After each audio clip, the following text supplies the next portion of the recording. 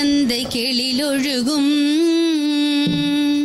சீராரும் பதனமென திகழ் பரத கண்டமிதில் தெக்கணமும் அதிசிறந்த திராவிடனள் திருநாடும் தர்க்க சிறு பிறை நுதலும் தரித்தணரும் திலகமுமே அத்திலக வாசனை போல் அனைத்துலகும் இன்பமுற எத்திசையும் புகழ் மணக்க இருந்த பெரும் தமிழனங்கே தமிழனங்கே உன் சீரிழமை திறம் வியந்து செயல் மறந்து வாழ்த்துதுமே வாழ்த்துதுமே வாழ்த்துதுமே.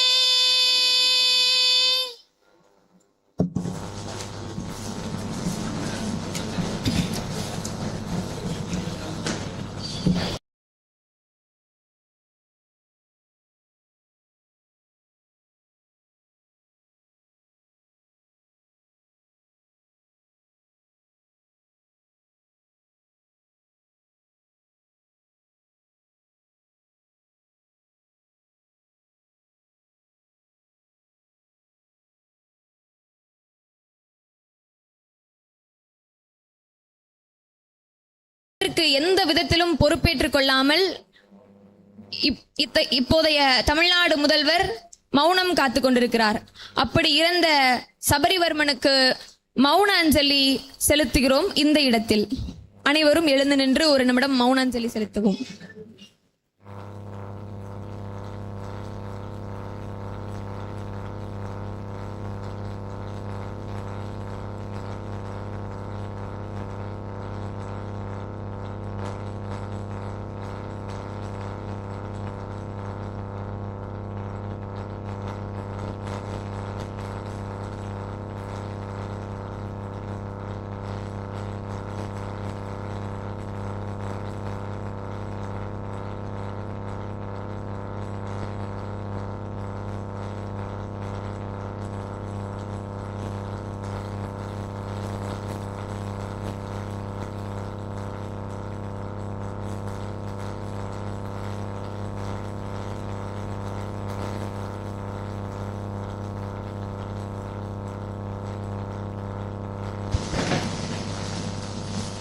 எல்லாரும் கொஞ்சம் உட்கார்ந்துருங்க. வரவேற்புரை.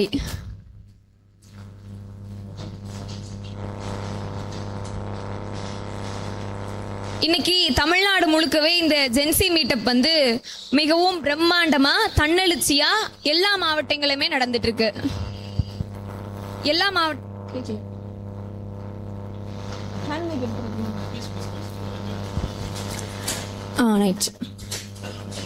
தமிழ்நாடு முழுக்க ஜென்சி மீட்டப் வந்து மிக பிரம்மாண்டமா தன்னெழுச்சியா நடந்துட்டு இருக்கு.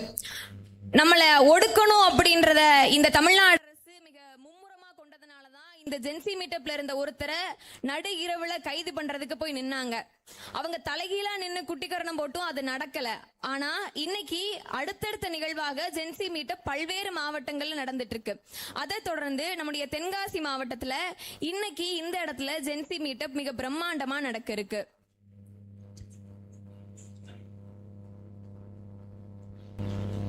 முதலாவதாக முதல் நிகழ்ச்சியாக டைவர்சன் பாலிடிக்ஸ் அப்படின்ற தலைப்புல விஜயகுமார் தோழர் உரையாற்ற இருக்கிறார்.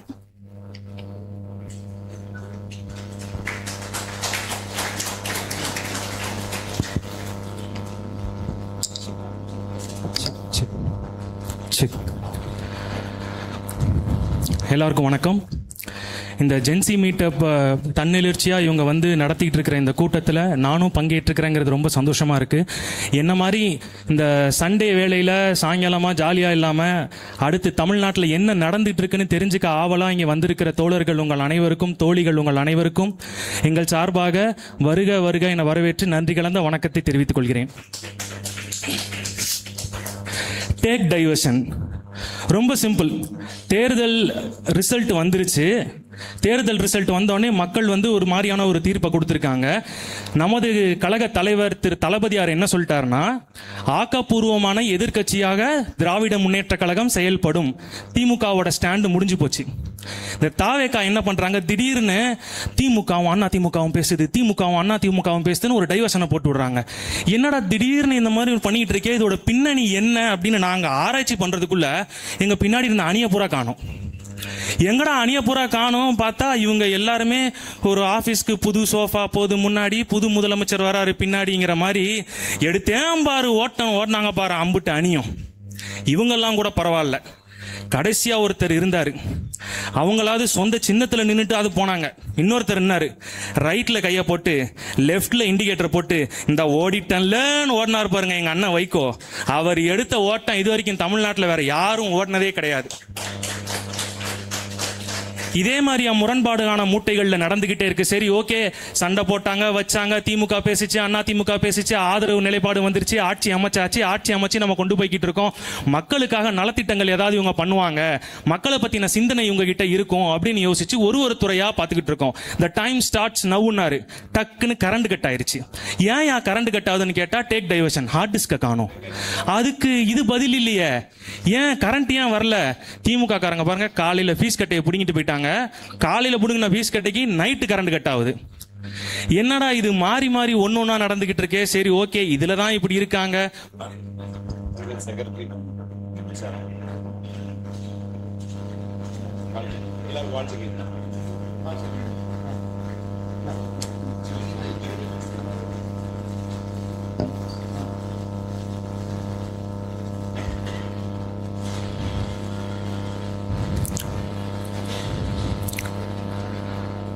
ஒரு துறையில இப்படி இருக்கு.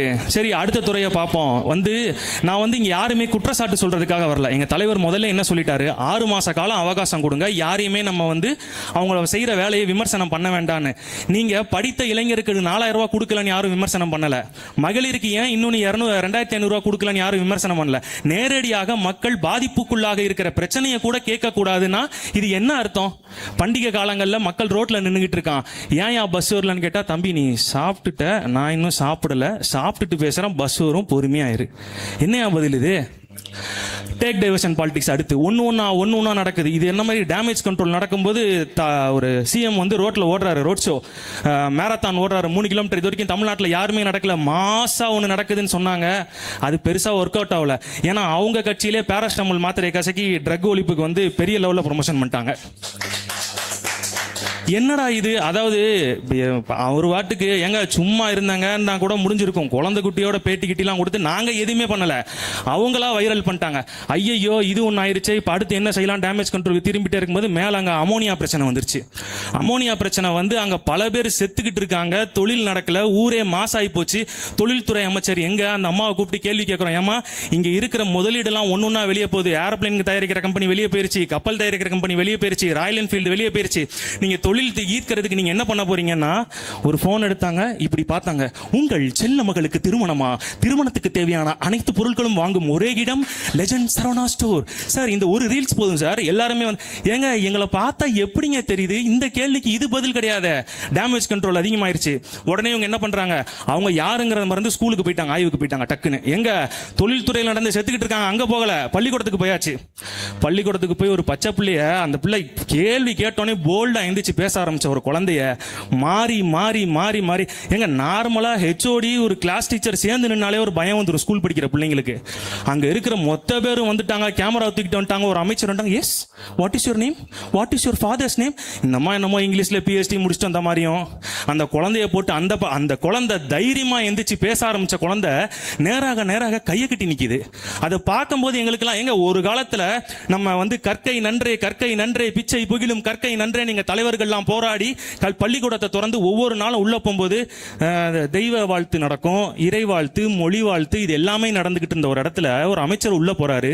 வாடி வாடி வாடி வாடி கைப்படாத சீடி, இதெல்லாமா நடந்துட்டு இருந்துச்சு பள்ளிக்கூடங்கள்ல, இதெல்லாமா நடந்துகிட்டு இருந்துச்சு. இதெல்லாம் பிரச்சனை ஓவர் ஆயிருச்சு. Yes damage control, route mafia உள்ள இறங்குது. தளபதி நம்ம கரூருக்கு போறோம்னு கிளப்பி விடுங்க. எங்க ஊர் பூரா போராட்டம், மக்கள் வந்து கரண்ட் வரலன்னு ரோட்ல நின்றுகிட்டு இருக்கான். சுகாதாரத்துறையில பிரச்சனை, அவங்க எல்லாரும் போராடிட்டு இருக்காங்க. செவிலியர்கள் போராடிக்கிட்டு இருக்காங்க. வீட்டுல ஆக்கிரமிப்புகளை அகற்ற போறான அந்த மக்கள் போராடிக்கிட்டு இருக்காங்க. டாஸ்மாக் ஊழியர்கள் போராடிக்கிட்டு இருக்காங்க. பஸ் நேரத்துக்கு வரலன்னு மக்கள் போராடிக்கிட்டு இருக்காங்க. கரண்ட் வரலன்னு ரோட்ல நின்று போராடிக்கிட்டு இருக்காங்க. லாக்அப் டெத் நடக்குது, அதுல போராட்டம் நடக்குது. விவசாயத்துறையில் ஆக்கிரமிப்பு நிலங்களை அவங்க வந்து கவர்மெண்ட் ப்ராஜெக்ட் கொண்டு வர போறோம், விவசாய நிலத்தை டேமேஜ் பண்ணிட்டு இருக்காங்க, அதுல போராட்டம் நடக்குது. சரி வாய தொடங்க சிஎம் அப்படின்னோம். சரி சிஎம் வந்து பயங்கரமா ப்ரிப்பேர் ஆகி இதுக்கு இடையில சட்டப்பேரவை வந்துருச்சு, அங்க ஏதோ பிளாஸ்ட் அண்ணன் பண்ணிடுவாரு, தெரிக்க விட்டுருவாரு அப்படின்னு நினைச்சு போனா டக்குன்னு ஒரு பேப்பர் எடுத்தாரு. நீயும் நானும் ஒண்ணு, இது காந்தி பிறந்த மண்ணு, டீ கடையில நின்று தின்னு பாரு பண்ணு. பிளாஸ்ட் பார்த்தா ஃபெயிலியர் ஆயிருச்சு. நைட்டு திரைத்துறையிலேருந்து ஒரு கேக் படம் வருது. என்னடா கேக் படம் வருதுன்னு மக்கள் பூரா அங்கிட்டு திரும்பிட்டான், இதை விட்டுட்டான். கேக் படமும் பார்த்தா அது பெருசா இவங்களுக்கு தான் டேமேஜ் ஆகுது. மறுபடியும் கரூரை தூக்கிட்டாங்க. கரூர் மக்களை சந்திக்க கிளம்புகிறார் முதலமைச்சர். நம்ம எதுவுமே பேசல, என்ன ஹைப்பே கிரியேட் ஆகல. உடனே கரூர் சம்பவத்தில் உயிரிழந்தவங்க எல்லாருக்கும் அரசு வேலை கொடுக்க போறோம்னு. அப்போ தன்னார்வலர்கள், கட்சி நிர்வாகிகள் பல பேர் கேஸ் போட்டாங்க. எதுக்கு கேஸ் போட்டாங்க, நீங்க வேலை கொடுக்கறத பத்தி எங்களுக்கு பிரச்சனையே இல்ல, அரசு வேலைங்கிறது தான் பிரச்சனை, நீங்க தான் கெரியரோட உச்சமே சார். உங்களுக்கு தெரிஞ்ச எத்தனையோ இண்டஸ்ட்ரியலிஸ்ட் இருப்பாங்களே, அவங்க கிட்ட சொல்லுங்க, அவங்க உங்க நிறுவனத்தில் வேலையை கொடுக்க சொல்லுங்க. உங்க அமைச்சர் பல பேர் கல்வி நிறுவனங்கள் வச்சிருக்காங்க, அவங்க கிட்ட வேலை வாய்ப்பை உருவாக்க சொல்லுங்க. அதை யாரும் தடப்படலையே. நீங்க போய் இன்ஸ்டிடியூஷன்ல பாத்திருக்கீங்களா? இங்க நான் பாத்திருக்கேன். இங்க நம்ம ஏரியால இன்ஸ்டிடியூஷன்ல குழந்தைங்க போன் இல்லாம நல்லது கிட்டது எதுக்கும் போகாம கவர்மெண்ட் வேலை ஒன்னே இலக்குன்னு நினைச்சு படிச்சுட்டு இருக்கிற குழந்தைங்க ஏகப்பட்ட பேரோட வாய்ப்புகளை நீங்க தட்டி பறிக்கிறீங்கிறது தான் கேள்வியே. ரூட் மாஃபியா, டேமேஜ் கண்ட்ரோல் என்ன பண்றாங்க? திமுக எங்களை கரூருக்கு போக விடாம தடுக்குது. யோ உங்களை தற்குறிப்பேற்ற அணின்னு ஏன் சொல்றோம் தெரியுமா?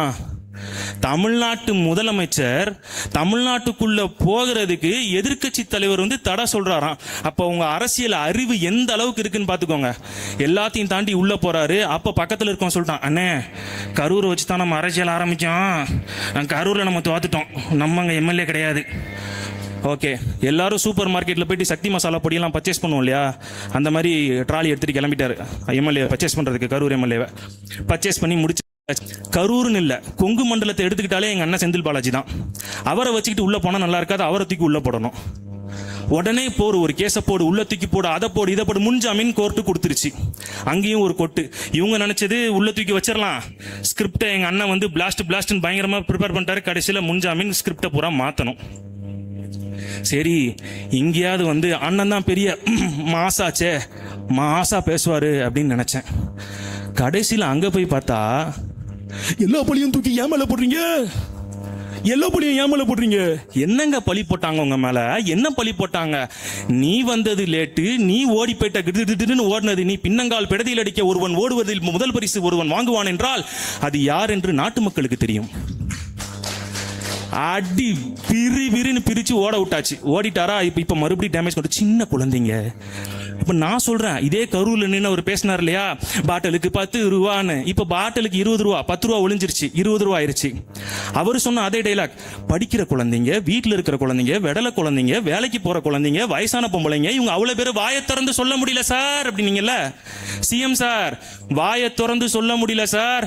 70 நாள்ல நடந்த பாலியல் கொடுமைகள் என்னென்ன, கற்பழிப்புகள் என்னென்ன, வாயை திறந்து சொல்ல முடியல சிஎம் சார் அப்படின்னு ஊரே சொல்லுது. அண்ணன் இதுக்கெல்லாம் பதில் சொல்ல போறாரு கரூர்லன்னு பார்த்தா இதே சேம் டைலாக்குங்க. ஐயா, இதுல பாட்டு வேற. அவருக்கு அவரே பாடிக்கிட்டாரு, ஓடு ஓடு ஓடு ஓடுன்னு. ஓடியா நீ, முதல்ல ஓடியா. ஐயோ ஐயா, துன்பத்திலையும் துன்பம், பெரும் துன்பம் எதுன்னு பார்த்தா இங்க ஒரு துன்பம் தலைவிரிச்சு ஆடுதான். அதுவும் மேடைக்கு மேடை போட்டா கூட பரவாயில்லங்க, அதுதான் எம்எம்பஸ்ன்னு தெரியுது இல்ல. அது வெளியில வந்தாலே 4 பேரை போட்டு தள்ளிடுதுன்னு தெரியுது இல்ல. அது மேலேயே ஏறி நிடிச்சது. எனக்கு ஒரு கேள்வி இருக்கு. கரூர்ல இறந்தவங்களுக்கு மட்டும்தான் வேலை அப்படின்னா இது நீங்க வரப்போற இடைத்தேர்தலுக்கு நீங்க பண்ற ஒரு சூழ்ச்சம பிரச்சாரம் மாதிரி தெரியலையா? அப்போ உங்களை பார்க்க வந்த உங்க ரசிகர்கள் மற்ற ஊர்ல இறந்தாங்களே அவங்களுக்கெல்லாம் என்னாச்சு? உங்களை பார்க்க கை கால் இழந்தவங்களுக்கெல்லாம் அவங்களுக்கெல்லாம் என்னாச்சு? இந்த கேள்விக்கெல்லாம் கேட்டா அவங்க யார்கிட்டயுமே பதில் இருக்க போறது கிடையாது. அவங்க சொல்றது என்ன தெரியுமா? எல்லாத்துக்கும் காரணம் திமுக. கரண்ட் கட்டா திமுக, பஸ் வரலையா திமுக, இங்க இப்போ இவ்வளவு பேர் இங்க நின்றுட்டு இருக்காங்களா, இதுக்கு காரணம் யாரு? திமுக. அவங்க சேர் போடல. அங்க பஸ் டிராபிக்கா இருக்கா, அதுக்கு காரணம் யாரு? அதுவும் திமுக. எங்க எல்லாத்துக்கும் காரணம் நாங்க தானே. இன்னைக்கு திரு ஜோசப் விஜய் அவர்களே, நீங்கள் உட்கார்ந்திருக்கும் நாற்காலியை உங்களுக்கு தூக்கி போட்டது இந்த திமுக என்பதை நீங்கள் மறந்துவிட வேண்டாம். ஊரா வீட்டு நெய்யில ஸ்வீட் பழமொழியே அப்பா. நாங்க செஞ்ச ஸ்வீட்ல போயிட்டு மேல அவார்டு வாங்கும் போது இனிக்குதா? நாங்க வாங்கி டெண்டர் போட்டு பஸ் கொண்டு போது பச்சை கொடி காட்டும் போது நல்லா இருக்கா? ஏங்க இதுல இன்னும் சூப்பரான ஒரு மேட்ரு. சிங்கப்பெண் பாதுகாப்பு படை, அதிரடி படை வந்துவிட்டது. கடைசியில பார்த்தா சிங்கப்பெண் பாதுகாப்பு படையிலே இந்த சவுத் சைட்ல எங்கேயோ ஒரு பெண்ணுக்கு பாலியல் சீண்டல் நடந்திருக்கு. ஆவடி பக்கத்துல எங்கேயோ ஒரு சிங்கப்பெண் வச்சிருந்த பேக்ல இருந்து செயினை யாரோ எடுத்துட்டாங்களாம். ஐயா, சிங்கப்பெண்ணுக்கே பாதுகாப்பு இல்லையா உங்க ஆட்சியில? இப்படி ஒரு ஆட்சி தேவையா அப்படின்னு நாங்க கேட்கவே மாட்டோம். 6 மாசத்துக்கு உங்களை நாங்க எதுவுமே செய்ய மாட்டோம். ஏன் தெரியுமா? நீங்க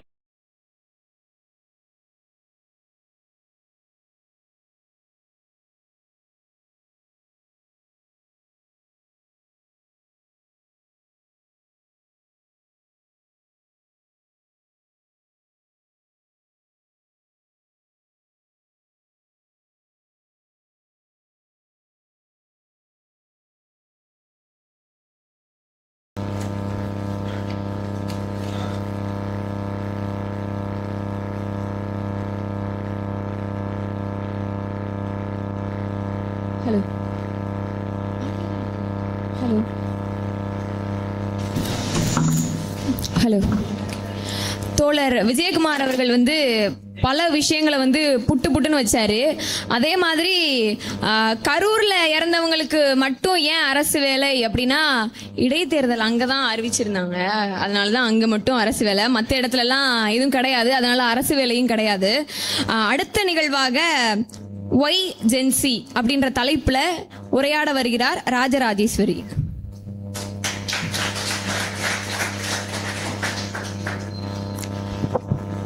தென்காசி மக்களுக்கு என்னுடைய வணக்கம். இதான் எங்களுடைய ஃபர்ஸ்ட் டைம் தென்காசிக்கு வர்றது. ரொம்ப சந்தோஷம் உங்களை எல்லாம் பார்க்கறதுல. சரி, கொஞ்சம் அமைதியா இருங்க. இன்னைக்கு ஒய் ஜென்சி அப்படிங்கிற அந்த ஒரு கேள்வி. இந்த கேள்வியை நான் 2ஆ பிரிக்க விரும்புறேன். ஒய் ஜென்சின்னு நான் ஏன் வச்சேன், இந்த ஒரு தலைப்பை ஏன் நான் எடுத்தேன்னா, முதல் விஷயம் ஏன் தற்பொழுது நமக்கு ஜென்சி அப்படிங்கிற ஒரு விஷயம் நமக்கு தேவை.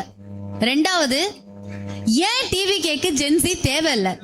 வை ஜென்சி டிவி கேக்கு தேவையில்லை, வை ஜென்சி இந்த திராவிட சமுதாயத்திற்கு தேவை அப்படிங்கிறது தான் இன்னைக்கு என்னுடைய தலைப்பு. இப்போ நீங்க திராவிட சித்தாந்தத்தை உள்ளடக்கிய ஒரு ஜென்சிக்கான பார்வை இருக்கு. இன்னைக்கு நீங்க ஏன் பேசுறீங்க எங்களை கேக்குறாங்க. நீங்க எல்லாம் ஏன் பேசுறீங்க? பேசாதீங்க. நீங்க எல்லாம் பேசுறத நிறுத்துங்க. ஏன்னா நீங்க பேசியதான் திமுகவை தோக்கடிக்க போறீங்க. அதனால நீங்க யாருமே பேசாதீங்க, வாயை மூடுங்கன்னு சொல்லி எங்க பார்த்தாலும் விஷயங்கள் வந்துகிட்டே இருக்கு. இப்ப இங்க ஒரு தோழர் உங்கள்கிட்ட ஒரு செய்தி வருது. அந்த செய்தியை எப்படி பார்க்கணுங்கிற ஒரு செய்தி வருது. அதை டைவர்ட் பண்றதுக்கு அவங்க எப்படி பல செய்திகளை கொண்டாந்து கொடுக்குறாங்கன்னு அந்த பார்வையை உங்களுக்கு சொன்னாரு. பள்ளிக்கூடங்கள்ல இருக்கக்கூடிய பிள்ளைங்கள்ட்ட போய் அரசியல் நுழைக்கிறாங்க. ஏன் நுழைக்கிறாங்கன்னா அது அவங்களுடைய ஹேபிட்.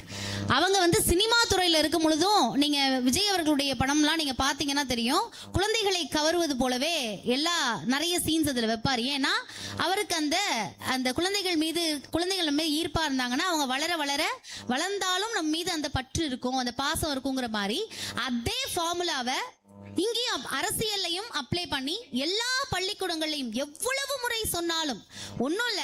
நீங்க தாவேகா கட்சியின் நிர்வாகியா இருந்தா போதும், கழுத்துல ஒரு துண்டை போட்டுட்டு ரோட்ல போற ஒரு லாரியை நிறுத்தி கூட, என்னங்க இந்த டயர்லாம் பழசா இருக்கு, கழட்டி போட்டு வேற மாத்துங்க, இல்லன்னா வெட்டுங்கன்னு சொல்ற அளவுக்கு அவங்களுக்கு இந்த உரிமைகளை யார் கொடுத்தான்னு ஒருத்தவங்க கேள்வி கேட்க கூடாது.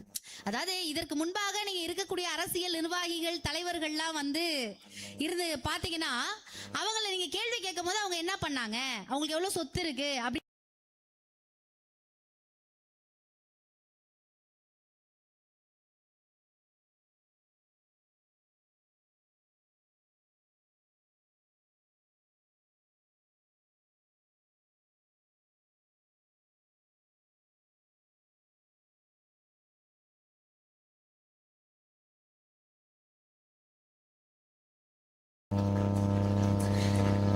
யாருன்னே தெரியாதவங்க ஏதாவது ஒரு கட்சி கூட்டத்துல, எந்த கட்சி கூட்டமாக இருக்கட்டும், முன் வரிசையில் நம்ம உட்கார்ந்து இருக்காங்களா? இல்ல. ஏன்னா நிர்வாகிகள் இருப்பாங்க. ஆனா தற்பொழுது அந்த திரையை கிழித்து இங்கு சாமானிய மக்கள் முன்னே அமர்ந்து இங்கு எல்லாவற்றையும் பேச வேண்டும், கேட்க வேண்டும் என்ற சூழ்நிலையை உருவாக்கியது ஜென்சி. இப்படியான ஒரு பேச்சுரையாடலை நம்ம கிட்ட சுதந்திரமாக நான் யாரோ நீங்கள் யாரோ நம்ம எல்லாருமே திராவிடத்தால் இணைகிறோம் அப்படிங்கிற ஒரு புள்ளியை கொண்டு வச்சது ஜென்சி. அதனால் இங்க நமக்கு அந்த ஜென்சியினுடைய தேவை இருக்கிறது அப்படின்னு நம்ம போறோம். இப்ப நாங்க பேசுறோம், பள்ளிகள்ல எப்படி பண்றாரு, கல்லூரிகள்ல உள்ள போய் பல விஷயங்கள் பண்றாரு அப்படின்னு நாங்க பல பேரா பேசிக்கிட்டே இருக்கோம். டிவிகேவின் தலைமைக்கு நல்லா தெரியும் அவங்க என்ன நினைக்கிறாங்க அப்படின்னா, கத்தி எடுத்தவனுக்கு கத்தியால தான் சாவுங்கிற மாதிரி ரீல்ஸால ஜெயிச்சவங்களுக்கு ரீல்ஸால தான் சாவுங்கிறது அவங்களுக்கு நல்லாவே தெரியும். அதனாலதான் பேசக்கூடியவர்களை பேச விடாமல் ஆக்குறாங்க. நாங்க அண்ணாவினுடைய வரலாறை பேசுறோம். இப்ப தோழர் யாசர் அராஃபத் பேசுவாரு, சையத் பேசுவாரு, ஹேமந்த் பேசினாரு, இதற்கு முன்பாக இருக்கக்கூடிய தோழர் பேசினார். நாங்க எல்லாம் நம்மளுடைய திராவிடத்தில் அண்ணா என்ன செய்தார், பெரியார் என்ன செய்தார், அண்ணா ஒரு விஷயத்தை மாநில சுயாட்சி எடுத்தார்னா பெரியார்ட்ட இருந்து அவர் கத்துக்கிட்டார், பெண்ணுரிமையை வாங்கி தந்தார், கலைஞர் என்ன செய்தார் அப்படின்னு நம்ம ஒவ்வொரு விஷயங்களா போய் மக்கள்கிட்ட சேர்த்து இதுதான் அடித்தளம், இதுல இருந்து உருவானதுதான் தமிழகம்னு பேசுவதற்கு யாரும் இருக்கக்கூடாது. கரண்ட் இஷ்யூவை கொண்டு உங்கள் முன்னால் புகுத்துவதற்கும் யாரும் இருக்கக்கூடாது. அதனால அவங்க என்ன பண்றாங்க அப்படின்னா, யாரும் இருக்கக்கூடாது, கேள்வி கேட்கக்கூடாது, கேள்வி கேட்டால் சிறை. இதுல அவங்க 3 டெக்னிக் வச்சிருக்காங்க. டிவிகே ஏன் ஜென்சி வேணாம் அப்படின்னு எங்களுக்கு எதிராக பரப்புகிறது அப்படின்னா 3 விஷயம். நம்பர் 1, பச்சோந்திகளை பேச வைப்பது. எப்படி பச்சோந்திகள், அதாவது அவர்கள் எந்த கட்சியினராக வேணா இருக்கலாம். இப்ப டிவிகேக்கு போலாம். ஒரு மூத்தவர் பேசுற வீடியோ நீங்க பாத்தீங்களா? வேணாம்ப்பா. எப்படி பாத்தீங்களா? அது எல்லாரும் வேணாம்ப்பா, விட்டுருங்க, நீங்க எல்லாம் பேசுறத நிறுத்துங்க. இந்த ஜென்சி டிஎம்கேன்னு எங்க 6 பேர் போட்டோ அதுல போட்டு நீங்க எல்லாம் பேசுறத நிறுத்துங்க, நீங்க எல்லாம் ஏன் பேசுறீங்க, ரொம்ப தப்பா போயிட்டு இருக்கு, நீங்க பண்ணிட்டு இருக்கிறது எங்க பார்த்தாலும் தப்பா போகுதுன்னு ஒரு ட்ரெண்ட காசு கொடுத்து, எப்படி காசு கொடுத்து ஆள் வச்சு செட் பண்ணி ஒரு வீடியோ போடுறாங்க. இத சமூக வலைதளத்துல பரப்பி விடுறாங்க. இத நிறைய பேர் ஷேர் பண்றாங்க. இன்னும் இதுல மிகப்பெரிய கொடுமை என்னன்னா, அதை திராவிட சிந்தனை உள்ள இருக்கக்கூடிய அது திராவிடியன் ஐடியாலஜி இருக்கும், திமுகவா இருக்கட்டும், அதிமுகவா இருக்கட்டும், திராவிட கழகமா இருக்கட்டும், முக்கியமா திமுகவில் இருப்பவர்களே நம்புகிற அளவிற்கு, எப்படி நம்மளே நம்புற அளவுக்கு ஒரு விஷயத்தை காசு கொடுத்து எப்படி வந்து குழந்தைகளை கிள்ளிவிட்டு நீங்க எப்படி கிண்டர் ஜாய் கேட்பீங்களோ அது போல உங்க அப்பா அம்மா கிட்ட போய் நீங்க என்ன பண்ணுங்க, எங்களுக்கு ஓட்டு போடுங்கன்னு கேளுங்கன்னு சொல்லி குழந்தைகளை ஏவி விட்டு எப்படி இவர்கள் ஆட்சி பிடித்தார்களோ அதே போல இன்னைக்கு என்ன பண்றாங்க அப்படின்னா, இது போன்ற பச்சோந்திகளை விலைக்கு வாங்கி இன்னைக்கு பேசிட்டு இருக்காங்க. அவர் எப்படி பச்சோந்தினா, இன்னைக்கு நம்முடைய அண்ணன் லயோலா மணி இருக்கார்ல, அவருக்கு சாதகமா ஒரு வீடியோ போட்டிருக்காரு இன்னைக்கு அவர் 2-3 நாளா. அப்ப இதற்கு முன்பாகவே பிளான் பண்ணி இவங்க பண்றது. ஆனா எங்களை என்ன பண்றது அப்படின்னா, நாங்கெல்லாம் காசு வாங்கிட்டு தான் நாங்க திராவிடத்தை பற்றி பேசுகிறோம் அப்படிங்கிற ஒரு சூழ்நிலையை உருவாக்கி கொண்டே இருக்கிறார்கள். நம்பர் 1, டிவிகேக்கு ஏன் ஜென்சி வேண்டாம் அப்படின்னா, ஃபர்ஸ்ட் விஷயம் அதை எப்படி அவர்கள் நிறுத்துகிறார்கள் அப்படின்னா பச்சோந்திகளை பேச வைக்கிறார்கள். நம்பர் 2, போலீஸ் கேஸ் கைது. நீங்க ஏதாவது ஒரு வரி, ஒண்ணும் இல்ல, நீங்க செஞ்சா ஊழல், நாங்க செஞ்சா ஊழல், நீங்க செஞ்சா தவறா அப்படின்னு ஒரு தோழர் கேட்டாரு பொலிட்டிக்கல் மாப்பிள்ளைங்கிற பேஜ்ல. அவரை தூக்கி உள்ள வச்சுட்டாங்க. எங்களுடைய ஜென்சி மீட்ல இருக்கக்கூடிய அன்பானந்தம் தோழருக்கு அழுத்தம், ஏன் எங்க எல்லாருக்குமே போலீஸ்ல இருந்து மிகப்பெரிய அழுத்தம் வந்தது, எங்க வீடுகளுக்கு போலீஸ் வந்தது, இப்படி எங்களை அழுத்தம் கொடுக்கறாங்க. சரி, நாங்க பேசினாதான், எப்படி நாங்க பேசினாதான் திமுக தோத்துருமே, நாங்க பேசினாதான் அது சரியில்லையே, இப்ப எங்களை விட வேண்டியதானே, எதுக்கு பச்சோந்திகளுக்கு காசு கொடுத்து வீடியோ போட சொல்றீங்க, ஏன் போலீஸ் கேஸ் போடுறீங்க? இப்போ சரண் ஒருத்தவர் ஜென்சி, அதாவது இன்ஃபுளுசரா இருக்காரு, ஜென்சில இல்ல, அவர் இன்ஃபுளுசரா இருக்காரு. அவரு பல விஷயங்கள் தப்பா போடுறாருன்னா அது தப்பு தான். அதை நாங்க வந்து என்னைக்குமே என்கரேஜ் பண்ண மாட்டோம். அதாவது ஒரு வீடியோ போட்டிருக்காரு, இது போல நீங்க எங்களுக்கு ஓட்டு போடல, அப்ப நீங்க வந்து அழுங்க அப்படின்னு சொல்லி ஒரு வீடியோ போட்டாரு. அப்படி நாம் நடந்து கொள்ள கூடாது. நாம் திராவிட சிந்தனை உள்ளவர்கள், மக்களே நம்ம கிட்ட வரல, நம்ம சொல்ற விஷயங்கள் உங்களுக்கு புரியலைனாலும் நின்று போராடி அவர்களுக்கு புரிய வைக்கக்கூடிய தெளிவில் தான் நாம் இருக்க வேண்டுமே தவிர, மக்களை குறை சொல்லி நம்ம ஒரு வீடியோக்களை போடுறது தவறு. அதை நாங்கள் கண்டிப்பா எதிர்க்கிறோம். அது மட்டும் இல்லாம இந்த 2 விஷயம், முதலில் பச்சோந்தி, 2 போலீஸ், மூணாவது வந்து ஆண்களை எந்த அளவுக்கு பாதிக்குதுன்னு தெரியல, ஆனா உண்மையிலே பெண்களை ரொம்ப பாதிக்குது. இங்க பொலிட்டிக்கல் பேசக்கூடிய பெண்கள் எத்தனை பேர் இருக்கீங்க? பொலிட்டிக்கல்ல விருப்பம், அட்லீஸ்ட் எனக்கு பொலிட்டிக்கல்ல விருப்பம், பொலிட்டிக்கல் நான் பேசுவேன் அப்படிங்கிற பெண்கள் என்ன பண்றாங்க அப்படின்னா, நல்லது, சூப்பர்.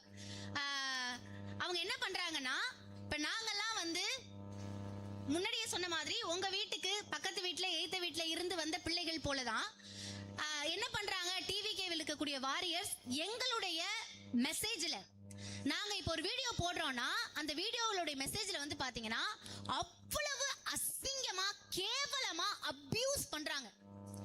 இப்போ ரோட்ல நான் நடந்து போயிட்டு இருக்கேன், என்கிட்ட ஒரு 4 பசங்க வந்து வம்பிழுத்தா காவல்துறை என்ன பண்ணுவாங்க? நான் போய் கம்ப்ளைண்ட் பண்ணணும் இல்ல, போலீஸா வந்து கேஸ் போட்டு அவனை முட்டிய பேத்து உள்ள வைக்கிறாங்களா?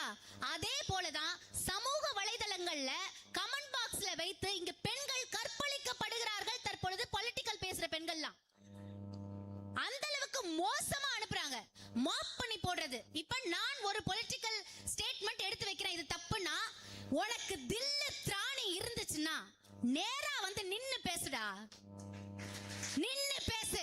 நான் பேசுறேன் திராவிடத்தை, உன் கொள்கை அளவு என்னன்னு, அந்த டேஷ் என்னன்னு நின்னு பேசு.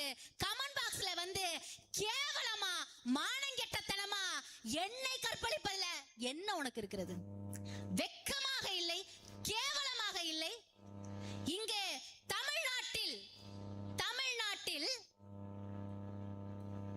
பொலிட்டிக்கல் பேசும், அரசியல் பேசும் பெண்களை தேவடியாக்களாக்குறது தான் இன்னைக்கு டிவிகே செஞ்ச சாதனையா இல்ல மாற்றமான்னு நான் கேக்குறேன். எப்படி நீங்க அப்படி கொண்டு போவீங்க? எப்படி இந்த சமுதாயம் இருக்கும்? இன்னைக்கு அவரு எங்களை எதிர்க்க சொல்றாரு, எங்களை அசிங்கப்படுத்த சொல்றாரு. நாங்க யாரு? மிகப்பெரிய பணக்காரர்களா? எங்க கிட்ட என்ன இருக்கு? நாங்கள் கலைஞர் அவர்கள் கொடுத்த, இவர்கள் போட்ட இந்த பல ஸ்கீம் மூலமா படிச்சு இன்னைக்கு ஒரு மிகப்பெரிய இடத்துல இருக்கக்கூடிய சாதாரணவர்கள். பேசுகிறார்கள். இன்னைக்கு என்னுடைய தமிழ்நாட்டில் இருக்கக்கூடிய சக இளைஞனே என்னை அசிங்கப்படுத்துகிறான். யாருக்காக? உங்களிடம் வந்து உங்களுடைய பொழுதுபோக்குக்காக வந்து நின்றவர்களுக்காக. இன்னைக்கு ஏன் கூட பிறக்காத சகோதரனே என்னை பார்த்து கேவலமாக பேசுகிறான். என்னை போன்ற பொலிட்டிக்கல் பேசக்கூடிய பெண்களை பார்த்து ரொம்ப ஆபாசமா பேசுறான். திவ்யதர்ஷினின்னு ஒரு பொண்ணு உங்களுடைய டிவிக்கு என்ன பண்ணுச்சு, உங்க அண்ணன் வந்து என்ன பண்ணிட்டாரு அப்படின்னு அவ ஒரு கேள்வி போட்டு இன்ஸ்டால போடுறா. அதற்கு என்ன பதில்னு கேட்டுக்கோங்க. அதுக்கு எவனும் பதில் சொல்லல. இந்த இது கேள்வி போட்டோன்னா கமெண்ட் பாக்ஸ்ல எடுக்கிறா, இவ்வளவு குண்டா இருக்க, எப்படி இவ்வளவு குண்டா இருக்க, கேவலமா இல்ல உனக்கு? உன் மூஞ்ச பாரு, உன் மூஞ்சை வாயும் கொஞ்சம் போய் பாரு, எப்படி நீ எல்லாம் வந்து பேசுற, வெக்கமா இல்லையா உனக்கு?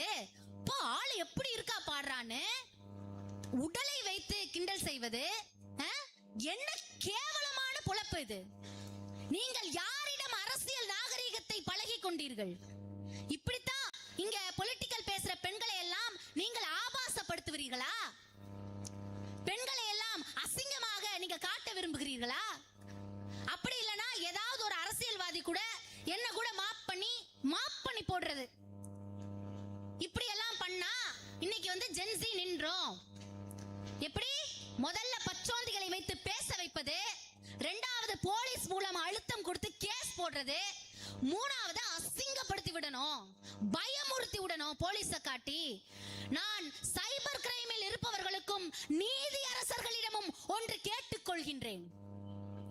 எப்படி ரோட்ல நான் போய் என்கிட்ட யாராவது ஒம்பளுத்தா நீங்களே கேஸ போட்டு உள்ள தூக்கி போடுறீங்களோ, அது போல சைபர் கிரைம் இந்த சமூக வலைதளங்களில் கமெண்ட் பேஜ் என்ற இடத்தில் வந்து இங்கே பொலிட்டிக்கல் பேசும் பெண்களை ஆபாசமாக கமெண்ட் பாக்ஸில் வைத்து கற்பழிக்கும் அந்த விஷயத்திற்கும் சரியான நடவடிக்கை அவர்கள் மீது எடுக்க வேண்டும். இதை நம்ம மேற்கொண்டு எடுத்துட்டு போகணும். ஏன்னா இங்கு தளம் மாறி இருக்கு. இன்னைக்கு பெண்களை சரியா வழிநடத்தக்கூடிய தளங்கள் மேல பேசவே கூடாது. இன்னும் என்னன்னா, இப்பெல்லாம் முன்னாடி எல்லாம் வேலைக்கு போனாவே பெண்கள் பிரச்சனை. இப்ப என்னன்னா ஐடி படிச்சா ஒண்ணும் இல்ல, கவர்மெண்ட் வேலை பார்த்தா ஒண்ணும் இல்ல. ஆனா அரசியல் பேசினா வீட்ல அவ்வளவு பிரஷர். இந்த பிரஷர் தான் டிவி கேட்க வேணும். இப்படித்தான் ஒவ்வொரு ரீதியா எங்களை முடக்க பாக்குறாங்க. எனக்கு எப்படி இருக்குன்னா, ஆங்கிலேயர்கள் ஆட்சி இருக்கும் தெரியுமா? ஆங்கிலேயர் ஆட்சியில நம்மளுடைய கருத்துக்களை எதிர்த்து பேசவே முடியாதா? ஒரு விஷயம் சொல்லவே கூடாதா? நான் கேக்குறேன், நீட்டுன்னு இங்க அவ்வளவு டிராமா போட்டீங்க. அங்க சோனம் அவர்கள் இத்தனை நாளாக உண்ணாவிரதம் மேற்கொண்டிருக்கிறார். நீங்க என்ன பண்ணீங்க? அங்க போய் இருக்கிற மாதிரி ரீல்ஸ் போட்டுட்டு இருக்கீங்க. இதுதான் உங்க அரசியலா? அன்னைக்கு அஜித்குமார் வழக்குல சாரி வேண்டாம் நீதி வேணும் நீங்க, இன்னைக்கு என்ன பண்றீங்க? எங்க இருக்காரா அப்படி ஒருத்தர் இருக்காரா? அந்த மாதிரி ஒரு விஷயம் தமிழ்நாட்டுல நடந்துதானே தெரியாத லெவலுக்குள்ள போயிட்டு வந்துட்டு இருக்கீங்க. அப்ப உங்கள்கிட்ட வந்து எந்த கேள்விகளையும் யாரும் கேட்க கூடாது. கேட்டால் பதில் இல்லை, பதில் இல்லைன்னு என்னால சொல்ல முடியாது. எவன்லாம் கேள்வி கேட்கறானோ அவன்லாம் தூக்கி ஜெயில போடு. பொம்பளை புள்ள பேசினா அசிங்கப்படுத்து, ஆபாசமா அவளை வந்து இழிந்துரைத்து பேசு, அவ இங்கிருந்து ஓடிடுவா. அப்ப நான் நிம்மதியாக ஆட்சி செய்யலாம்னு ஆங்கிலேயர்களை விட அவனாவது வேற்று நாட்டுக்காரன் நம்ம நாட்டுல இருந்துகிட்டு, எப்படி நம்ம நாட்டுல இருந்துகிட்டு நம்மளாலேயே முன்னேறி, நீங்க உங்களுக்கு ஓட்டு போட்டவர்கள் 34% பேர் தான். மற்ற வீட்டில் இருக்கக்கூடிய பெண் பிள்ளைகளை நீங்கள் இவ்வளவு அசிங்கமாக பேசினீர்கள் என்றால் நாங்கள் எச்சரிக்கிறோம். நாங்கள் வந்து நின்று தெருவில் நின்று போராடுவோம். நீங்க விர்ச்சுவல் வாரியஸை வைத்து பெண்களை இப்படி ஆபாசமாக பேசுவதை நிறுத்துங்கள் என்று நாங்கள் போராடுவோம். மக்கள், இங்க பொழுதுபோக்கு அப்படிங்கிறது வந்து ஒரு வசதிக்கான குறியீடு. ஏன்னா நமக்கு முன்னாடிலாம் அரிசி இருக்காது, நம்ம விவசாயத்துக்கு போயிடுவோம். அரிசி 1 ரூபாய்க்கு அரிசி கொடுத்து, இடஒதுக்கீடு கொடுத்து நம்மளை படிக்க வச்சு, கல்லூரிகளை கட்டி, பள்ளிகளை கட்டி, டைடல் பார்க் கட்டி, சிப்காட்டுகளை கட்டி, நமக்கு தேவையான வசதிகள்லாம் பண்ணி நம்மளை முன்னேற்றி வைத்ததால் நம்ம கையில காசு வந்துச்சு. சும்மா வந்துருச்சா? சரி, உங்க கையில 100 ரூபாய் இருக்கு, சினிமாக்கு போலாம், சோறு வாங்கலாம், என்ன பண்ணுவீங்க? சோறு தானே வாங்குவீங்க, அரிசி தானே வாங்குவீங்க, அரிசி பருப்பு தானே வாங்குவீங்க. அப்ப உங்க கையில அரிசி பருப்புக்கான காசுக்கு போக பேலன்ஸ் இருக்கிறதுனால தான் நீங்க பொழுதுபோக்கு போனீங்க. பொழுதுபோக்குங்கிற ஒரு சினிமா துறையை உருவாக்கி அது இன்னைக்கு ஓடுதுன்னா அதுக்கு காரணம் திராவிட முன்னேற்ற கழகம்டா. அதை பார்த்துட்டு வந்து நீங்க மற்றதை பேசணும். எல்லா அரசியல் மேடைகளிலும் நாங்கள் இந்த விழிப்புணர்வை ஏற்படுத்தி கொண்டேதான் இருக்கிறோம்.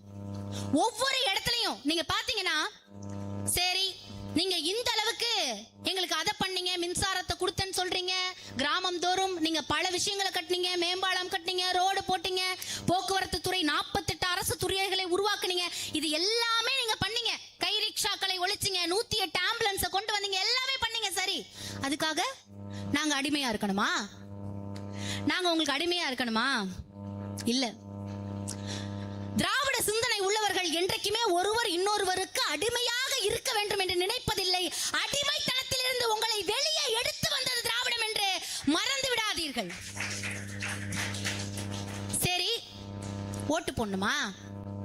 தோத்துட்டீங்க. எப்படி தோத்துட்டீங்க?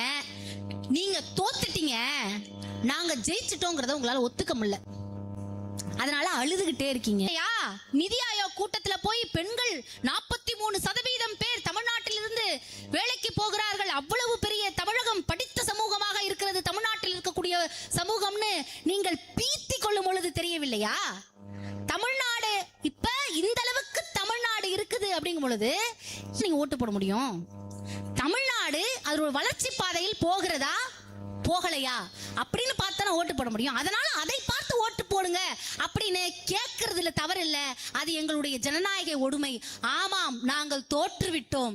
நாங்கள் வெற்றியை விட தோல்வியை தான் அதிகமாக பார்த்திருக்கிறோம். ஏனென்றால் நாங்கள் ஆதிக்க ஜாதியை எதிர்த்திருக்கிறோம். ஆதிக்கம் எவெல்லாம் பண்றானோ அதையெல்லாம் எதிர்த்து நின்று போராடி இடஒதுக்கீடு பெற்று மக்களை முன்னேற்றியது திராவிட முன்னேற்ற கழகம். எல்லாம் கரவம் வச்சு இங்க திமுகவை பழி வாங்கத்தான் செய்வான். நம்ம முன்னாடி எதிர்ப்பு அதிகமா இருக்கத்தான் செய்யும். அதையும் மீறி நாங்கள் வந்து கொண்டே இருப்போம். என்ன நினைச்சிட்டு இருக்காங்க டிவி கேலன்னா, சரி நம்ம இப்படி போய் ஜென்சி டிஎம்கே எதுக்குன்னு சொல்லி ஒரு 10 பேரை வீடியோ போட வச்சு ஜென்சி டிஎம்கேங்கிற ஒரு விஷயம் திமுக காரனே அந்த நெருப்புல வந்து தண்ணியை ஊத்தி அணைக்கிற அளவுக்கு நம்ம பரப்பி விட்டுருவோம் அப்படின்னு அந்த ஸ்ட்ராட்டஜியை ஃபாலோ பண்ணாங்க. கலைஞர் ஸ்டைல்ல சொல்லணும்னா, டேய் நாங்கெல்லாம் உங்களுக்கு அப்பனுங்கடா, ஒரு தடவை வந்து நீங்க பண்ணிட்டு போவீங்க, திரும்ப உட்கார்ந்து வேடிக்கை பார்த்துட்டு இருக்கிறதுக்கு எங்களை என்ன சொம்ப நினைச்சீங்களா? நின்னு போராடுவோம். தமிழகம் எங்கும் ஜென்சி நடக்கும். முடிஞ்சா தடுத்துக்கங்க. நன்றி.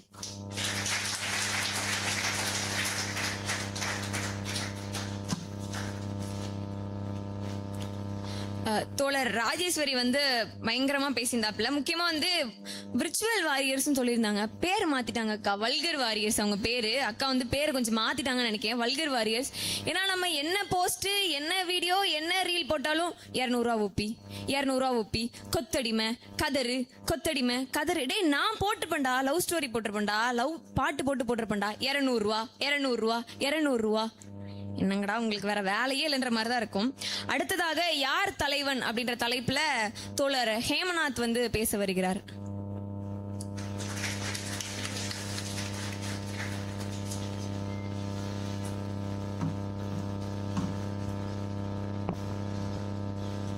கும்பிடுற சாமி, கும்பிடுற சாமி, கும்பிடுற சாமி என்கின்ற அடிமைத்தனத்தை எதிர்த்து நமஸ்காரம் என்று சொல்லும் இவர்களின் சமஸ்கிருத திணிப்புக்கு எதிராக தன்மானமிக்க சுயமரியாதை கொண்ட பெரியார் கற்றுக் கொடுத்த வணக்கம் வணக்கம் வணக்கம் என்று சொல்லி மானத்தமிழனாக என் உரையை தொடங்குகிறேன். உடன்பிறப்புகளே வணக்கம்.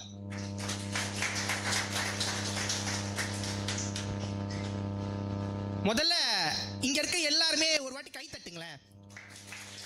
நல்லா கை தட்டலாம், தப்பா எடுத்துக்காதீங்க. இந்த கைத்தட்டல் எனக்கு இல்ல, உங்களுக்கு நீங்களே கொடுத்துக்கிற கைத்தட்டல். ஏன்னா இங்க இருக்கிற ஒரு தொகுதியில கூட, ஒரே ஒரு தொகுதியில கூட தாவேகா ஒத்த சீட்டு கூட ஜெயிக்கலனா அறிவாளிகள் வாழக்கூடிய இடம் இந்த தென்காசி. உங்களுக்கு நீங்களே பலத்த கைத்தட்டல் கொடுத்துக்கலாம்.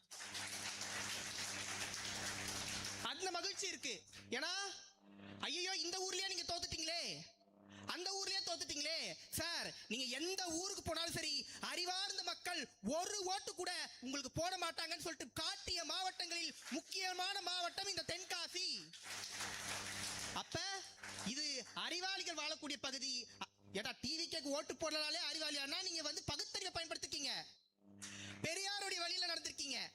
அப்ப ஏன் இதை சொல்றேன் அப்படின்னா, எனக்கு தலைப்பு வந்து யார் தலைவன். இன்னைக்கு சில நம்ம மாதிரி பசங்க இல்ல, நம்ம கிட்ட இருந்து விலகி போன சில பசங்க, அவங்க வந்து ஒரு நடிகரை பார்த்த உடனே ஐயோ என் நடிகரை பார்த்துட்டேன், என் குடும்பம் குட்டி எதுவுமே வேணாம், என் தலைவனை பார்த்துட்டா நான் செத்து கூட போவேண்டான்னு சொல்றாங்க. பார்க்கும்போது மனசு கஷ்டமா இருந்துச்சு. சில சகோதரிகள் சொல்றது கஷ்டமா இருக்கு, என்னுடைய சகோதரனா வரட்டும், எனக்கு என்ன ஒரு உருவா வரட்டும் அப்படின்னு பேசக்கூடியதெல்லாம் பார்க்கும்போது ஐயோ பெரியாரும் அண்ணாவும் கனவு கண்டு இந்த இளைஞர்கள் வழிவாரி போயிட்டு இருக்காங்களேன்னு சொல்லிட்டு எனக்கு ஒரு பயமா இருந்துச்சு. உங்களுக்கு தெரியுமா, அதுக்கு ஒரு நோய், ஒரு மனநோய்.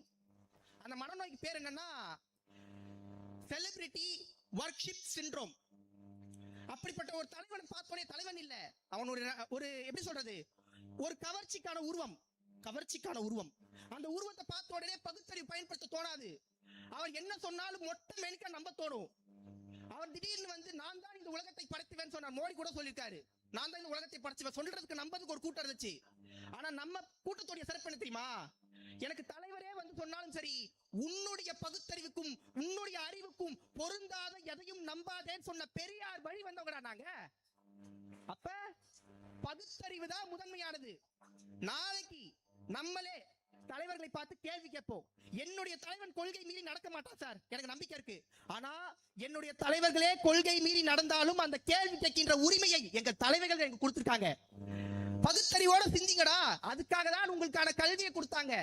அப்படிப்பட்ட ஒரு இயக்கம் வளர்ந்தது, அதுக்கு பேர் தான் திராவிட இயக்கம். அப்ப அவங்க கிட்ட எல்லாம் சொல்லல யார் தலைவன், மறுபடியும் யார் தலைவன்ற அந்த கேள்விய முன்வச்ச உடனே எங்க தலைவர் யார் தெரியுமா, சரி உங்க தலைவர் போராட்டத்துக்கு போயிருக்காரா, சாரி இல்ல, சரி சனாதானத்துக்கு எதிராக ஏதாவது பேசிட்டாரா அப்படின்னா, சரிப்பா ஏதாவது ஒன்றிய அரசை பயங்கரமாக எதிர்த்த தலைவனா உன்னுடைய தலைவன், ஓ ஒன்றிய அரசை எதிர்க்கணுமா அப்படின்னு சொல்லிட்டு பயந்து பதறி பின்னங்கால் பெடரில பட ஓடுறவங்களை இன்னைக்கு தலைவர்களாக ஏற்றுக்கொள்ள ஒரு தலைமுறை தயாராகி கொண்டிருக்கிறது. அப்ப அவங்க கிட்ட சொல்லணும்ல, தன்னுடைய 94 வயசு வரைக்கும் டி நகர்ல கடைசி கூட்டம் குடல் இறக்கும் நோயில அவதிப்பட்டுக்கிட்டு ஒரு கையில மூத்திர சட்டையை தூக்கி கொண்டு இந்த மக்கள் சுயமரியாதையோட வாழணும்னு சொல்லிட்டு தன்னுடைய கடைசி காலம் வரைக்கும் போராடினால ஒரு கிழவை, அவர் தாண்டா தலைவன். தன்னுடைய சுயமரியாதை தன்னுடைய பகுத்தறிவு எல்லாத்தையும் தாண்டி எங்களுக்காக உழைச்சாரு. நான் ட்ரெஸ் போடணும், நான் வந்து வேட்டி கட்டணும், எல்லாரும் முன்னாடி வெள்ளை சொக்கா போட்டுட்டு தைரியமா நடக்கணும், நான் நாளைக்கு ஐஏஎஸ் ஆகணும், கலெக்டர் ஆகணும், ஏதோ ஒரு அதிகாரத்தை உட்காரணும், பெரியார் ஆகணும், எங்க கஷ்டப்பட்ட அப்பா அம்மா எல்லாம் முன்னாடி உன் புள்ள பகுத்தறிவோட சுயமரியாதையோட நடக்கணும்னு சொல்லிட்டு ஒரு கிழமை காலம் ஃபுல்லா நடந்தான். அவர் தான் எங்க தலைவன். இன்னைக்கு மாநில சுயாட்சியை மொத்தமா அடகு வச்சு புதிய திட்டங்களுக்கு கையெழுத்து போடுற இன்றைய அரசு கிட்ட சொல்லணும், மாநில சுயாட்சிக்காக ஒருத்தர் பேசாரு, தமிழ்நாட்டுக்கு தமிழ்நாடு பேர் வச்சாரு, தமிழகம்னு அவர் எங்கேயுமே அவர் முன்னெடுத்து கிடையாது. அப்படி ஒரு தலைவர் இருந்தார், அவருக்கு பேர் தான் அண்ணா. இன்னைக்கு புதுசா ஒரு சமீபத்தில் ஒரு ரீல்ஸ் வந்துச்சுல, ஐயோ பாத்தீங்களா அவர் கையால அவரே ரேஷன் கடையில கொட்டாரு, சிந்தாம செதறாம கொட்டாரு. என் தலைவன் எவ்வளவு அழகு பாத்தியா, செதறாம கொட்டாரு அரிசிய. ஏய் நீங்களாம் மனுஷங்க தாடாடா, எனக்கு அவ்வளவு கடுப்பாயிடுச்சு. அப்ப அவங்க கிட்ட நம்ம சொல்லணும்ல, எங்க தலைமுறைக்கு பெருசா தெரியாது. நம்ம பாட்டி கிட்ட போய் கேட்டு பாத்தீங்கன்னா, இதே சென்னை மாகாணம், இந்த மாகாணங்கள்ல ஒரு கடுமையான அரிசி பஞ்சம் இருந்திருக்கும். அந்த பஞ்சு எவ்வளவு கொடுமையானதுன்னா, திங்கக்கிழமை சாப்பிடுங்க, ஒருவேளை மட்டும் சாப்பிடுங்க, இவ்வளவுதான் சாப்பிடணும் அப்படின்னு சொல்லிட்டு அன்னைக்கு ஒன்றிய அரசே கட்டுப்பாடுகள் விதிச்சிருந்துச்சு. பசி, கண்ணு மயங்குற அளவுக்கு பசி, பல லட்சம் பேர் அந்த பசியால இறந்திருக்காங்க. அவ்வளவு மோசமான வறுமை இருந்தப்ப ஒரு ஒன்றிய அரசுக்குன்னு சொல்லிட்டு விநியோக துறைன்னு சொல்லிட்டு ஒண்ணு இருந்துச்சு, பொது விநியோக துறைன்னு சொல்லிட்டு. ஆனா மாநில அரசுக்குன்னு சொல்லிட்டு முதல்ல விநியோகத்துறையை கொண்டு வந்தவர் கலைஞர். ரேஷன் திட்டத்தை கொண்டு வந்தாரு. Gandhiji is father of nation, but Kalaignar is father of ration. அப்படிப்பட்ட ஒரு திட்டத்தை கொண்டு நம்ம இந்த ராப்பிச்சக்காரங்க ஒரு வார்த்தை கேள்விப்பட்டிருப்போம். இன்னைக்கு நம்ம வீட்டுக்கிட்ட யாராவது வந்து ராப்பிச்சக்காரங்க யாரும் வராங்களா, அம்மா ராத்திரி எனக்கு சாப்பாடு போடுங்கன்னு யாரும் வரமாட்டாங்க. ஏன்னா அந்த தலைமுறையோட பிள்ளைங்க இன்னைக்கு படிச்சுக்கிட்டு இருக்கு, ஏதோ ஒரு இடத்துல உட்கார்ந்துட்டு இருக்கு. இன்னைக்கு இந்தியாவிலேயே இன்னைக்கு பீகார் மாதிரியான மாநிலங்கள்ல போய் பாத்தீங்கன்னா 134% பேர் வறுமையில இருப்பாங்க. வறுமைனா கொடுமையான பசி. தமிழ்நாட்டில் எத்தனை சதவீதம் தெரியுமா? 2%. இந்த நிலைமை எப்படி தெரியுமா வந்துச்சு? கலைஞர். அப்ப ரேஷன் கடையில ஒரு தலைவன் வந்து அரிசியை சிந்தாம செதறாம கொட்டுறது முக்கியம் இல்ல, என்னுடைய பசியை தீக்கிறதுக்காக ஒரு தலைவன் போராடினா அவன் தான் என் தலைவன் சொல்லிட்டு ஒரு தலைமுறை பேச மறந்துச்சு. அதனாலதான் தாவேகா இன்னைக்கு ஜெயிக்கல. ஏன்னா தன்னுடைய கூட்டணி கட்சியிடம் அன்றாடி பிழைத்துக் கொண்டிருக்கிறது. அதுதான் உண்மை. ஜெயிச்சுன்னு சொல்ல முடியாது. கூட்டணி கட்சியிடம் பிண்டி பெறடி பொழைச்சிட்டு இருக்கு. ஏன்னா கூட்டணிக்குள்ளேயே 1008 குழப்பம். அப்ப இதை நம்ம சொல்ல தவறிட்டோம்.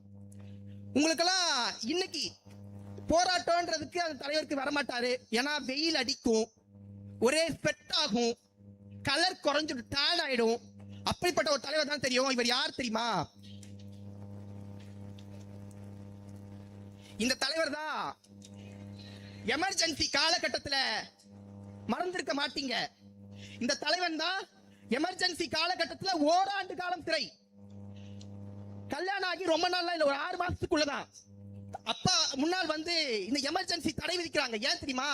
கொள்கையா இல்லனா வந்து நீ வந்து உன்னுடைய கூட்டணியை காப்பாத்திக்கிறதுக்காக, இந்த காங்கிரஸ் அன்றைய காங்கிரஸ் கிட்ட உன்னுடைய கூட்டணியை காப்பாத்துறதுக்காக நீங்க என் கூட இருந்துறியான்னு சொல்லும்போது, மாநில சுயாட்சி சார்ந்தது, மக்களுடைய கருத்துரிமைகளை பறிக்கிறீங்க, நாங்க உங்க கூட நிக்க மாட்டோம், 48 மணி நேரத்துல ஒரு கூட்டத்தை கூட்டி இந்த எமர்ஜென்சியை நாங்க எதிர்க்கிறோம் சொல்லிட்டு 1967 1965 அதை எதிர்த்தவர் பெயர் கலைஞர்.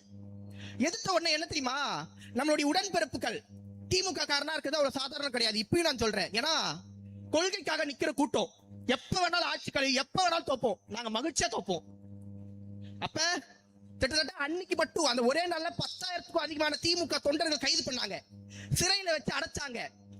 இன்றைய முன்னாள் முதலமைச்சர் என்ன பண்ணாருன்னா, அவர் வீட்டை தேடி வந்தாங்க. கலைஞர் வந்து வீட்டுல இல்ல, அவன் வெளில போயிருக்கா அப்படின்னு உடனே போயிட்டாங்க. மறுநாள் கால் பண்ணி என் பையன் வீட்டுக்கு வந்துட்டான் சார், இப்ப வந்து அரெஸ்ட் பண்ணிட்டு போங்கன்னு சொல்லிட்டு கலைஞர் சொன்னார். தலைவர் வார்த்தையை தட்டக்கூடாதுன்றதுக்காக ஜெயிலுக்கு போனாரு.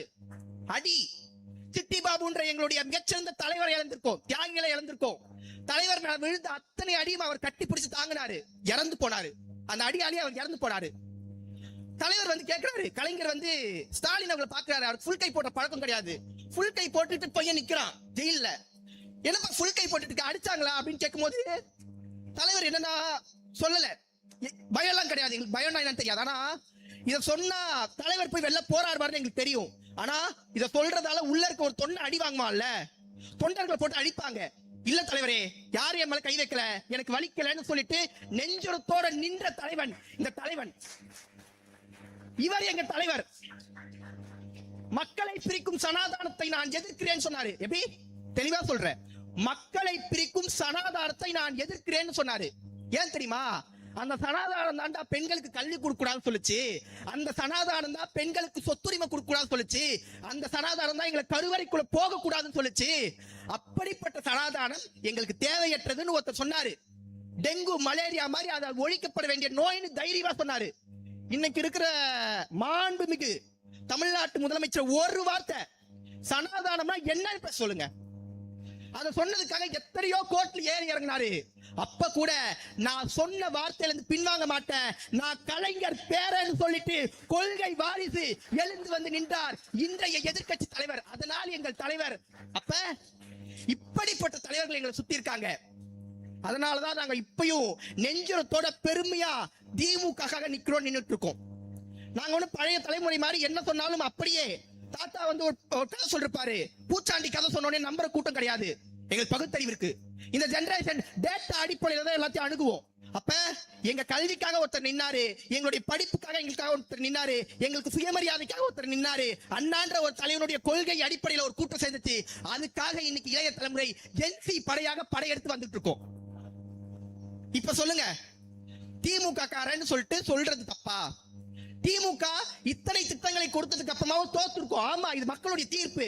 எங்க மக்கள் மேல கோபம் கிடையாது. ஏன்னா அவங்க ஒரு மாற்றோன்ற ஒரு வெத்து கிஃப்ட் நம்பிட்டாங்க. அதுக்குள்ள பரிசு இருக்குன்னு நினைச்சாங்க. ஆனா அதுல அவங்களுக்கு ஏமாற்றம் மட்டும்தான் கிடைச்சிருச்சு. அப்ப இந்த திமுக இன்னைக்கு விஜய் அவர்களை எதிர்த்துட்டு இருக்கா? விஜய் தான் எங்க எதிரியா? ஹே, நாங்கள் இதுக்கு முன்னாடி ராஜாஜி எதிர்த்திருக்கோம், பக்தாச்சலத்தை எதிர்த்திருக்கோம், நேருவை எதிர்த்திருக்கோம், இந்திரா காந்தி எதிர்த்திருக்கோம், அதுக்கப்புறமா வந்து எம்ஜிஆர் எதிர்த்திருக்கோம், ஜெயலலிதா அவர்களை எதிர்த்திருக்கோம், எத்தனையோ பேர் எதிர்த்திருக்கோம். இவங்க எல்லாம் எதிரின்னு சொல்றதுல எங்களுக்கு சந்தோஷம் இருந்துச்சு.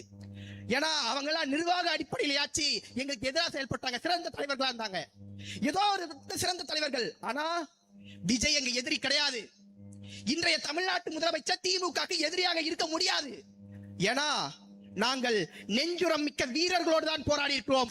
அவர்களிடம் தோற்றால் அது எங்களுக்கு பெருமை.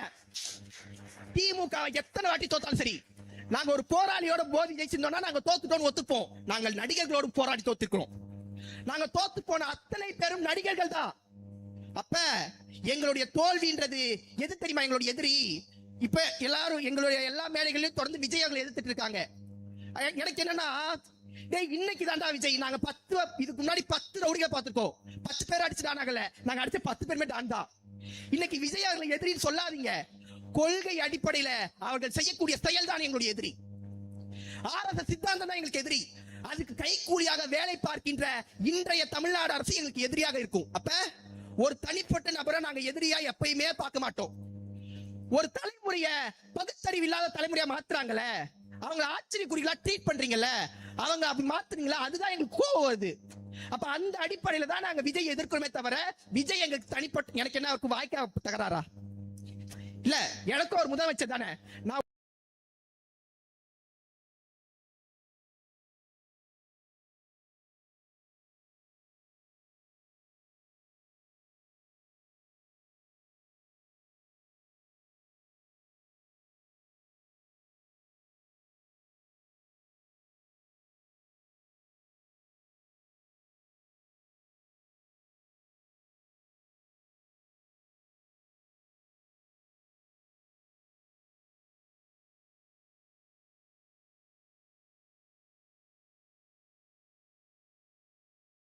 இப்படியே பண்ணிட்டு இருந்தாருல, பின்னாடி தான் அந்த பையன், அந்த ஆளு. அவர் என்னவா மாத்துறாங்கன்னா, நம்ம அவர் வந்து ஒரு ரேபிஸ்டுக்கு உதவி பண்ணிருக்காரு. அப்ப எவ்வளவு ஒரு இழிவான மனிதன். அவர் அப்படி நம்ம பார்க்க விடல. அடுத்ததான் அவர் ஒரு ரீல் வருது. என்னன்னா, தாவேக்கால இருக்க இந்த எம்எல்ஏவை திமுக வாங்க நினைக்குது. இது இந்த ரேபிஸ்டுக்கு ஹெல்ப் பண்ண வர திமுக வாங்க நினைக்குதுன்னு சொல்லிட்டு ஒரு ட்ரெண்ட் பண்றாங்க. அது முடியறதுக்குள்ள ரேஷன் கடைக்கு தலைவர் வந்து இது இன்ஸ்பெக்ஷன் போறாரு. டயர் ஏன் சரியில்லைன்னு சொல்லிட்டு இன்ஸ்பெக்ட் பண்றாரு. நம்ம எல்லாம் அவர் வந்து கோமாளியா பார்த்தோம். தயவு செஞ்சு சொல்ற, அவர் கோமாளி கிடையாது. அவர் கோமாளியா பார்க்காதீங்க. டயரை பார்க்கிற அளவுக்கு அவர் அறிவற்றவர் கிடையாது. அவர் கோமாளியா பார்க்கணும்ன்றது ஒரு விதமான அல்காரிதம். அவங்க ஒரு அல்காரிதத்தை செட் பண்றாங்க. அவர் ரேபிஸ்டுக்கு ஹெல்ப் பண்ணிருக்காரா அப்படின்றத நம்ம திரும்ப திரும்ப கேட்கலன்னா நம்மளுடைய மறதியை அவங்க ரொம்ப சூப்பரா யூஸ் பண்றாங்க. அப்ப பகுத்தறிவோட நம்ம இவங்க எதிர்கொள்ளனா நம்ம முட்டாளாக்கப்படுவோம்.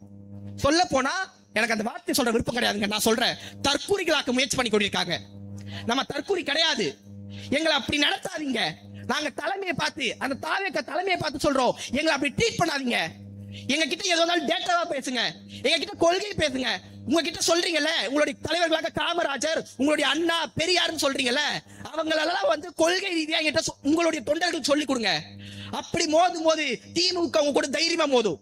சொல்றேன், கொள்கை அடிப்படையில எங்க கூட வாக்குவாதம் பண்றதுக்கு ரெடினா இன்னொரு ஜென்சி மீடியா அமைக்கலாங்க. தாவேக்க நண்பர்களே வரட்டும், எதிர்த்து போராடுறதுக்கு வேற யாரும் வேணாம், நான் போதும். ஆனா எங்களை எடுத்து பண்றாங்க என்னுடைய உருவத்தை வச்சு. ஏண்டா உனக்கு மைக்கே எட்ல என்னடா பேசுவ? இதுதான் அவங்க இது ஒரு தாவேக்கா வந்து எனக்காக போடுற இது மாதிரி ஒண்ணுதான். எனக்கு பேர் என்ன தெரியுமா? லில்லி புட்டா. கட்டவரல் சைஸ்ல இருக்க மனுஷரா நானு. என் உருவத்தை சார் நான் இப்பயும் சொல்றேன், நீ என்ன படிக்க சொல்லுங்க, நான் படிக்கிறேன். ஏதோ ஒரு அதிகாரத்தை கைப்பற்ற சொல்லுங்க, நான் பண்ணுவேன். என்னால எல்லாமே முடியும். ஆனா எனக்கு பிறப்பின் அடிப்படையில ஒரு வளர்ச்சியோ, நான் ஒரு பாலினத்த அடிப்படையிலோ, இல்ல என் சாதியின் அடிப்படையிலோ என்ன ஒரு சொல்லாதீங்க. அது தப்பு. ஒரு பெண்ணை பெண்ணுன்ற காரணத்துக்காகவே அவளை இழிவான வார்த்தை சொல்லி பேசாதீங்க. ஒரு கொள்கை அடிப்படையில கூட்டம் இந்த மாதிரி பண்ணுமா சார்? அதனாலதான் சார் சொல்றோம், தாவேக்க கொள்கை தெரியல சார். அப்படிப்பட்ட ஒரு கூட்டத்தை வளர்த்துட்டு இருக்காரு விஜய் அவர்கள். அதனாலதான் நாங்க கேள்வி கேட்கிறோம். இப்ப சொல்லுங்க, நாங்க கேள்வி கேட்க தப்பா? எங்களுக்கு இருக்க கோபம்ன்றது அவருடைய முதலமைச்சர், அந்த முதலமைச்சர் பதவியை நாங்க இதுக்கு முன்னாடி கொண்டாடி இருக்கோம். இதுக்கு முன்னாடி எடப்பாடி அவர்கள் இருந்தாரு, அவரை கேள்வி கேட்டோம், ஏன்னா அவர் தப்பு பண்ணாரு. அந்த முதலமைச்சர் பதவியால எங்களுக்கு எந்த கோபமும் இல்ல. அந்த மனிதர்கள் செய்யற தவறு மேல பெரிய கோபம் இருக்கு, அதைத்தானே நாங்க வெளிப்படுத்துறோம். அப்ப உங்ககிட்ட ஒரே ஒண்ணுதான், இந்த நிகழ்ச்சி வந்தோம் பார்த்தோம் போனோம் கிடையாது. நம்மளை ஒத்த தற்குறிகளாக மாற்ற முயற்சி பண்ணிட்டு இருக்காங்க. நாங்கள் தற்குறிகள் கிடையாது. நாங்கள் அறிவார்ந்த பெரியாரின் பேரன்கள், அண்ணாவின் கொள்கை வாரிசுகள், கலைஞர் அவர்களுடைய ஒரு பேடா முனையாக செயல்படுவதற்காக ஒரு கூட்டம் தயாரிக் கொண்டிருக்கிறது. அவங்க தான் இந்த ஜென்சி படைன்ற ஒரு கொள்கை அடிப்படையில் கூட்டம் சேரணும். யார் தலைவன்? என்னுடைய கொள்கையை வழிப்பிடித்த அத்தனை பேரும் எனக்கு தலைவர்கள். என் கொள்கை வழித்தவர்கள் அத்தனை பேரும் எனக்கு எதிரிகள். நன்றி, வணக்கம்.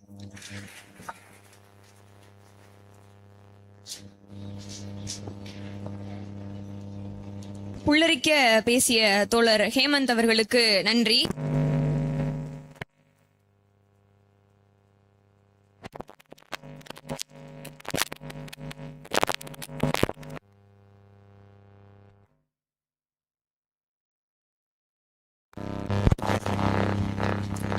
அன்பார்ந்த தாய்மார்களே, சகோதர சகோதரிகளே, நண்பர்களே, தமிழ்நாட்டின் எதிர்கால அரசியலை மாற்றி அமைக்க இருக்கும் ஜென்சி இளைஞர்கள் பட்டாளமே, தமிழ்நாடு தோறும் இந்த ஜென்சி நிகழ்ச்சி என்பது தொடர்ச்சியாக நடைபெற்று கொண்டிருக்கிறது. அதன் ஒரு பகுதியாக இன்றைக்கு தென்காசியிலே நாம் கூடியிருக்கிறோம் என்று சொன்னால் அதற்கு இருக்கக்கூடிய மிக முக்கியமான ஒரே காரணம், இந்த தமிழ்நாடு என்பது ஒருபோதும் நடிகர்களை ஏற்றுக்கொள்ளாது என்பதை தென்காசி எப்படி ஒரு கருத்தாக நடைபெற்று முடிந்த தேர்தலிலே நிரூபித்து காட்டியிருக்கிறதோ, இதே முடிவை ஒட்டுமொத்த தமிழ்நாடும் எடுக்க வேண்டும் என்ற ஒற்றை இலக்கில் தான் இன்றைக்கு தென்காசியிலே இந்த படை இன்றைக்கு சூழ்ந்து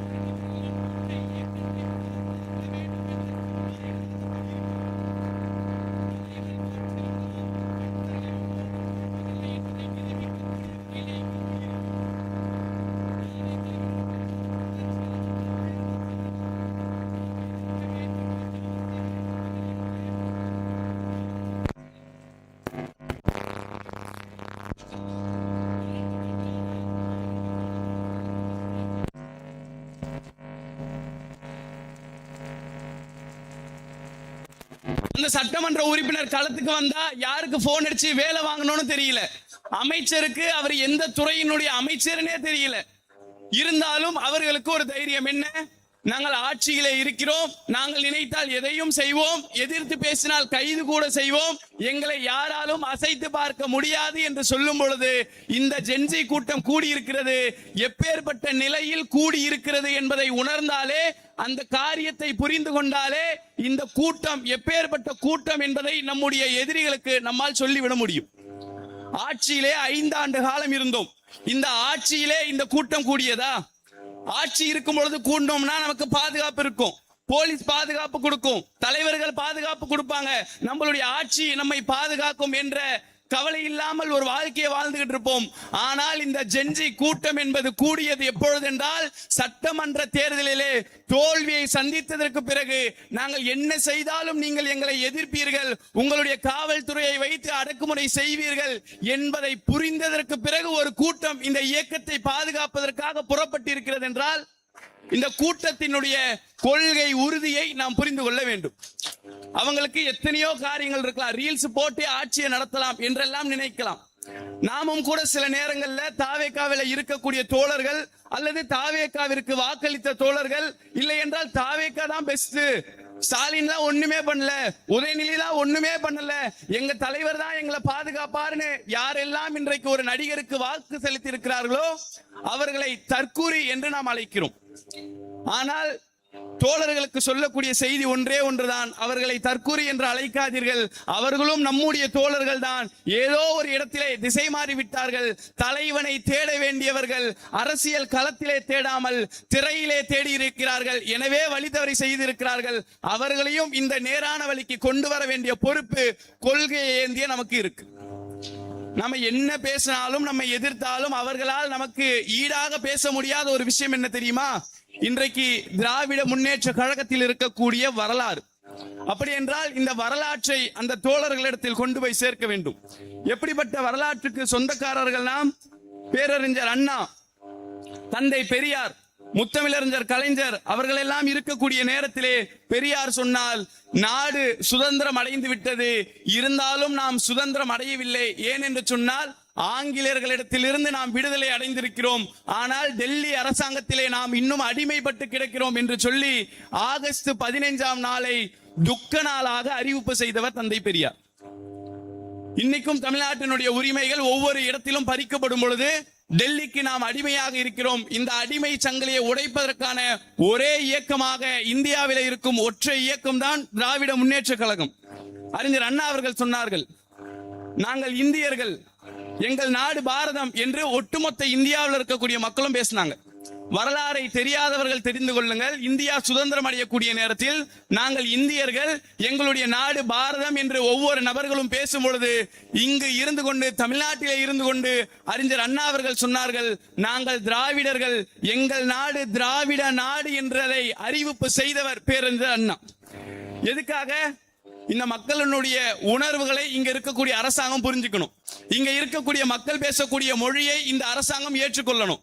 எல்லா மக்களையும் ஒரே போல நடத்த வேண்டும். இந்தியா என்பது ஒரு தனி மதத்திற்கான நாடு அல்ல, இது ஒட்டுமொத்த மக்களுக்குமான நாடு, எல்லா மொழிகளையும் பேசக்கூடியவர்களுக்கான நாடு என்பதை உணர்த்தியவர் நம்முடைய பேரறிஞர் அண்ணா அவர்கள். அதனாலதான் 1949 இந்தியா சுதந்திரம் அடைந்து 2 ஆண்டு காலத்திற்கு பிறகு செப்டம்பர் 17ஆம் தேதி சென்னையில இருக்கக்கூடிய ராபின்சன் பூங்காவிலே திமுக என்று சொல்லக்கூடிய இந்த இயக்கத்தை அறிஞர் அண்ணா அவர்கள் கட்டமைக்கிறார்கள். இன்னைக்கு ஒரு கட்சி வருதுல, தாவேகான்னு, அவங்களுடைய கொடியை எப்படி அறிமுகப்படுத்தினாங்க தெரியுமா? தலைவர் ஒரு மஞ்ச பையில கொடி எடுத்துட்டு வந்து கொடியை விரிச்சு, இதுதான் எங்களுடைய கொடி அப்படின்னு அறிமுகப்படுத்தினார். ஆனால் பேரறிஞர் அண்ணா அவர்கள், எங்களுடைய நிறம் கருப்பு சிவப்பு, ஏன் தெரியுமா? எங்கெல்லாம் மக்கள் பிரச்சனைகளுக்கு உள்ளாகிறார்களோ, எங்கெல்லாம் மக்கள் சிரமப்படுகிறார்களோ, அங்கெல்லாம் இந்த கருப்பு சிவப்பு கொடி பறக்கிறது என்று சொன்னால் அங்கெல்லாம் வாழக்கூடிய மக்கள் பாதுகாப்போடு இருக்கிறார்கள் என்ற உணர்வு அந்த மக்களுக்கு ஏற்படும் என்று சொன்னவர் பேரறிஞர் அண்ணா. 1952 இந்தியா சுதந்திரம் அடைந்ததற்கு பிறகு நடைபெறக்கூடிய முதல் பொது தேர்தலிலே திமுக போட்டியிடல. பிறகு 1953 இன்னைக்கு நாம எல்லாம் ஒரு சொகுசான வாழ்க்கையை வாழ்றோம். இன்னைக்கும் நீங்க போயிட்டு டிவி தோழர்கள் கிட்ட பேசுங்களேன், வரலாறு எல்லாம் முக்கியம் இல்லப்பா, 75 ஆண்டு கால வரலாறு உங்களுக்கு இருக்கு, ஆனா எங்களுக்கு வரலாறே இல்ல. ஆனா இன்னைக்கு ஆட்சியில யார் இருக்கா? முதலமைச்சரா யார் இருக்கா? நாங்கெல்லாம் பொறுப்புல இருக்கிறோம்ல, நீங்க இருக்கிறீங்களான்னு கேட்பாங்க. ஏன்னு சொன்னா வரலாறு முக்கியம் இல்லை என்று அவர்கள் நம்புறாங்கன்னா அவங்களுக்கான காரணம், இன்றைக்கு டிஎம்கே வேணாம், டிவிகே வேணும் என்று வழி மாறி போகிறார்கள் என்றால் அதற்கான காரணம் அவர்களுடைய பெற்றோர்கள் எந்த சிரமத்தை எல்லாம் அடைந்தார்களோ அந்த சிரமம் ஒன்றை கூட அடைய விடாமல் அவர்களை பாதுகாத்த இயக்கம் இந்த திராவிட முன்னேற்ற கழகம். கடந்த 75 ஆண்டு காலம் அவர்களுக்கு என்ன தேவை? உன் அப்பா ரோட்ல செருப்பு போடக்கூடாதுன்னு அடித்து விரட்டப்பட்டார், கோவில் கருவறைக்குள் செல்லக்கூடாது என்று உதாசீனப்படுத்தப்பட்டார், மேலாடை அணிவதற்கு வரி கட்ட வேண்டும் என்ற சட்டம் கேரளா மாநிலங்களுக்கு பார்டர்ல நடந்துகிட்டு இருந்துச்சு. இது அனைத்தையுமே அடித்து நொறுக்கி, சாதியால் இங்கு பெருமை அல்ல, உங்களுடைய பேருக்கு பின்னால் பட்டம் வர வேண்டும், நீங்கள் படித்த பல்கலைக்கழகங்கள் உங்கள் பேருக்கு பின்னால் இருக்க வேண்டும் என்ற விஷயத்தை உருவாக்கியது திராவிட முன்னேற்ற கழகம். அதனாலதான் உங்க அப்பா படிக்கல, உங்க அப்பா 10ஆம் கிளாஸ், உங்க அப்பா 8ஆம் கிளாஸ், ஆனா இன்னைக்கு நீ டிகிரி படிச்சிருக்கல, பேருக்கு முன்னாடி சட்டம் படிச்சிருக்க, மருத்துவம் படிச்சிருக்கேன், பொறியாளர் படிச்சிருக்கேன்றல்ல, இந்த பட்டத்தை உனக்கு கொடுக்க வைத்தது, அதற்கான போராட்டத்தை நடத்தியது எங்கள் தலைவர் முத்துவேல் கருணாநிதி ஸ்டாலின்.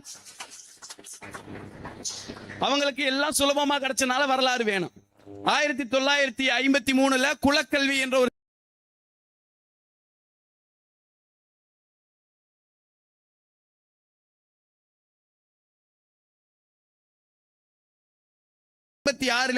திருச்சியிலே திமுகவினுடைய மாநாடு ஒண்ணு ஏற்பாடு செய்யப்படுது. 60,000 நபர்கள் பங்கேற்கிறாங்க. இன்னைக்கு 2 வருஷத்துல கட்சி ஆரம்பிச்சுட்டு தேர்தல் வருது, அதுல ஜெயிச்சிடணும், அதுல போட்டி போட்டு முதலமைச்சர் ஆகணும் அப்படின்னு ஆசைப்பட்ட இயக்கம் திராவிட முன்னேற்ற கழகம் கிடையாது. திருச்சியிலே அந்த பொதுக்கூட்டத்தை ஏற்பாடு செய்து அங்கு கூடிய 60,000 நபர்களிடத்தில் பொது வாக்கெடுப்பை பேரறிஞர் அண்ணா அவர்கள் செய்தார்கள். திமுக தேர்தலிலே போட்டியிடலாமா, வாக்கு அரசியலுக்குள் செல்லலாமா வேண்டாமா என்று சொல்லும் பொழுது 56,000 நபர்கள் திமுக அரசியலிலே ஈடுபட வேண்டும், இந்த பறிக்கப்பட்ட உரிமைகளை அரசியலின் மூலமாக தான் பெற வேண்டும் என்று சொல்லி வாக்கு செலுத்தியதால் திமுக வாக்கு அரசியலுக்குள் வந்தது. இது கூட எதுக்காக? சம்பாதிக்கணும், கார் பங்களா வாங்கணும் என்பதற்காக அல்ல. நம்முடைய உரிமைகளை பாதுகாக்க வேண்டும் என்று சொன்னால் அதற்கு அரசாங்கம் வேண்டும், அதற்கு அதிகாரம் வேண்டும். இன்னைக்கு திமுக தோத்த உடனே பல பேர் பேசுறது என்ன தெரியுமா? அதான் தோத்துட்டீங்களா, எதுக்கு பேசுறீங்க? அடுத்த 5 ஆண்டு காலம் நாங்க தானே, எதுக்கு பேசுறீங்க? அந்த தோழர்களுக்கு சொல்லக்கூடிய செய்தி ஒன்றே ஒன்றுதான். திமுக அதிகாரத்தில் இருந்தாலும் சரி, அதிகாரத்தில் இல்லை என்றாலும் சரி, மக்களோடு மக்களாக நிற்கக்கூடிய ஒரே இயக்கமாக இன்றைக்கு திராவிட முன்னேற்ற கழகம் மட்டும்தான் இருந்து கொண்டிருக்கிறது. இந்தியாவிலே ஒரு எதிர்க்கட்சி எப்படி செயல்பட வேண்டும் என்பதை பார்த்து தெரிந்து கொள்ள வேண்டும் என்றால் தமிழ்நாட்டிலே இருக்கக்கூடிய திமுகவை தான் நீங்கள் பார்க்க வேண்டும். தமிழ்நாட்டில் இருக்கிற அரசியலுக்கு மட்டுமில்ல, ஒன்றிய அரசாங்கத்துக்கு இருக்கக்கூடிய ஒரே எதிரியும் இன்றைக்கு தமிழ்நாட்டில் இருக்கக்கூடிய திமுக தான். ஏன்? அந்த கூட்டம் கொள்கையால் உருவாக்கப்பட்ட கூட்டம். ஒரு அறிவிப்பு செய்தால் ரோட்ல வந்து உட்காருவான், ஒரு அறிவிப்பு செய்தால் எதையும் செய்வதற்கு துணிவான், அவனுக்கு எந்த அச்சமும் இருக்காது என்பதை புரிந்து கொண்ட ஒன்றிய அரசாங்கம் எப்படியாவது நம்மை அகற்றிவிட வேண்டும் என்று நினைக்கிறாங்க. பிறகு அசம்பிளிக்குள்ள சில சட்டமன்ற உறுப்பினர்கள் வெற்றி பெற்றுட்டு போகக்கூடிய நேரத்தில் நம்மளுடைய ஸ்டேட்டுக்கு முதல்ல இருந்த பேர் என்ன தோழர்கள் சொல்லுங்க? தமிழ்நாடுக்கு முன்னாடி நம்மளுடைய மாநிலத்தினுடைய பேர் என்ன? மெட்ராஸ் மாகாணம். இந்த பேரை மாற்ற வேண்டும், தமிழர்கள் வாழக்கூடிய இந்த நாடு தமிழ்நாடு என்று அறிவிப்பு செய்யப்பட வேண்டும் என்று சொல்லி சட்டமன்றத்திலே தீர்மானம் ஏற்றும் பொழுது அதை எதிர்த்தார்கள். கவர்மெண்ட் ஆஃப் மெட்ராஸ் என்றுதான் இருக்க வேண்டும், கவர்மெண்ட் ஆஃப் தமிழ்நாடு என்று இருக்கக்கூடாது என்று சொல்லி அந்த தீர்மானத்தை நிராகரித்தார்கள். நிராகரிக்க கூடிய நேரத்திலே அறிஞர் அண்ணா அந்த சட்டமன்றத்திலே ஒரு சூழலை வைத்தார். நாங்கள் இன்றைக்கு வந்திருக்கிறோம் என்று சொன்னால் எதிர்கட்சியாகவே இருந்து எதிர்கட்சியாகவே இந்த மாநிலத்திலிருந்து அகற்றப்படுவதற்காக நாங்கள் வரவில்லை.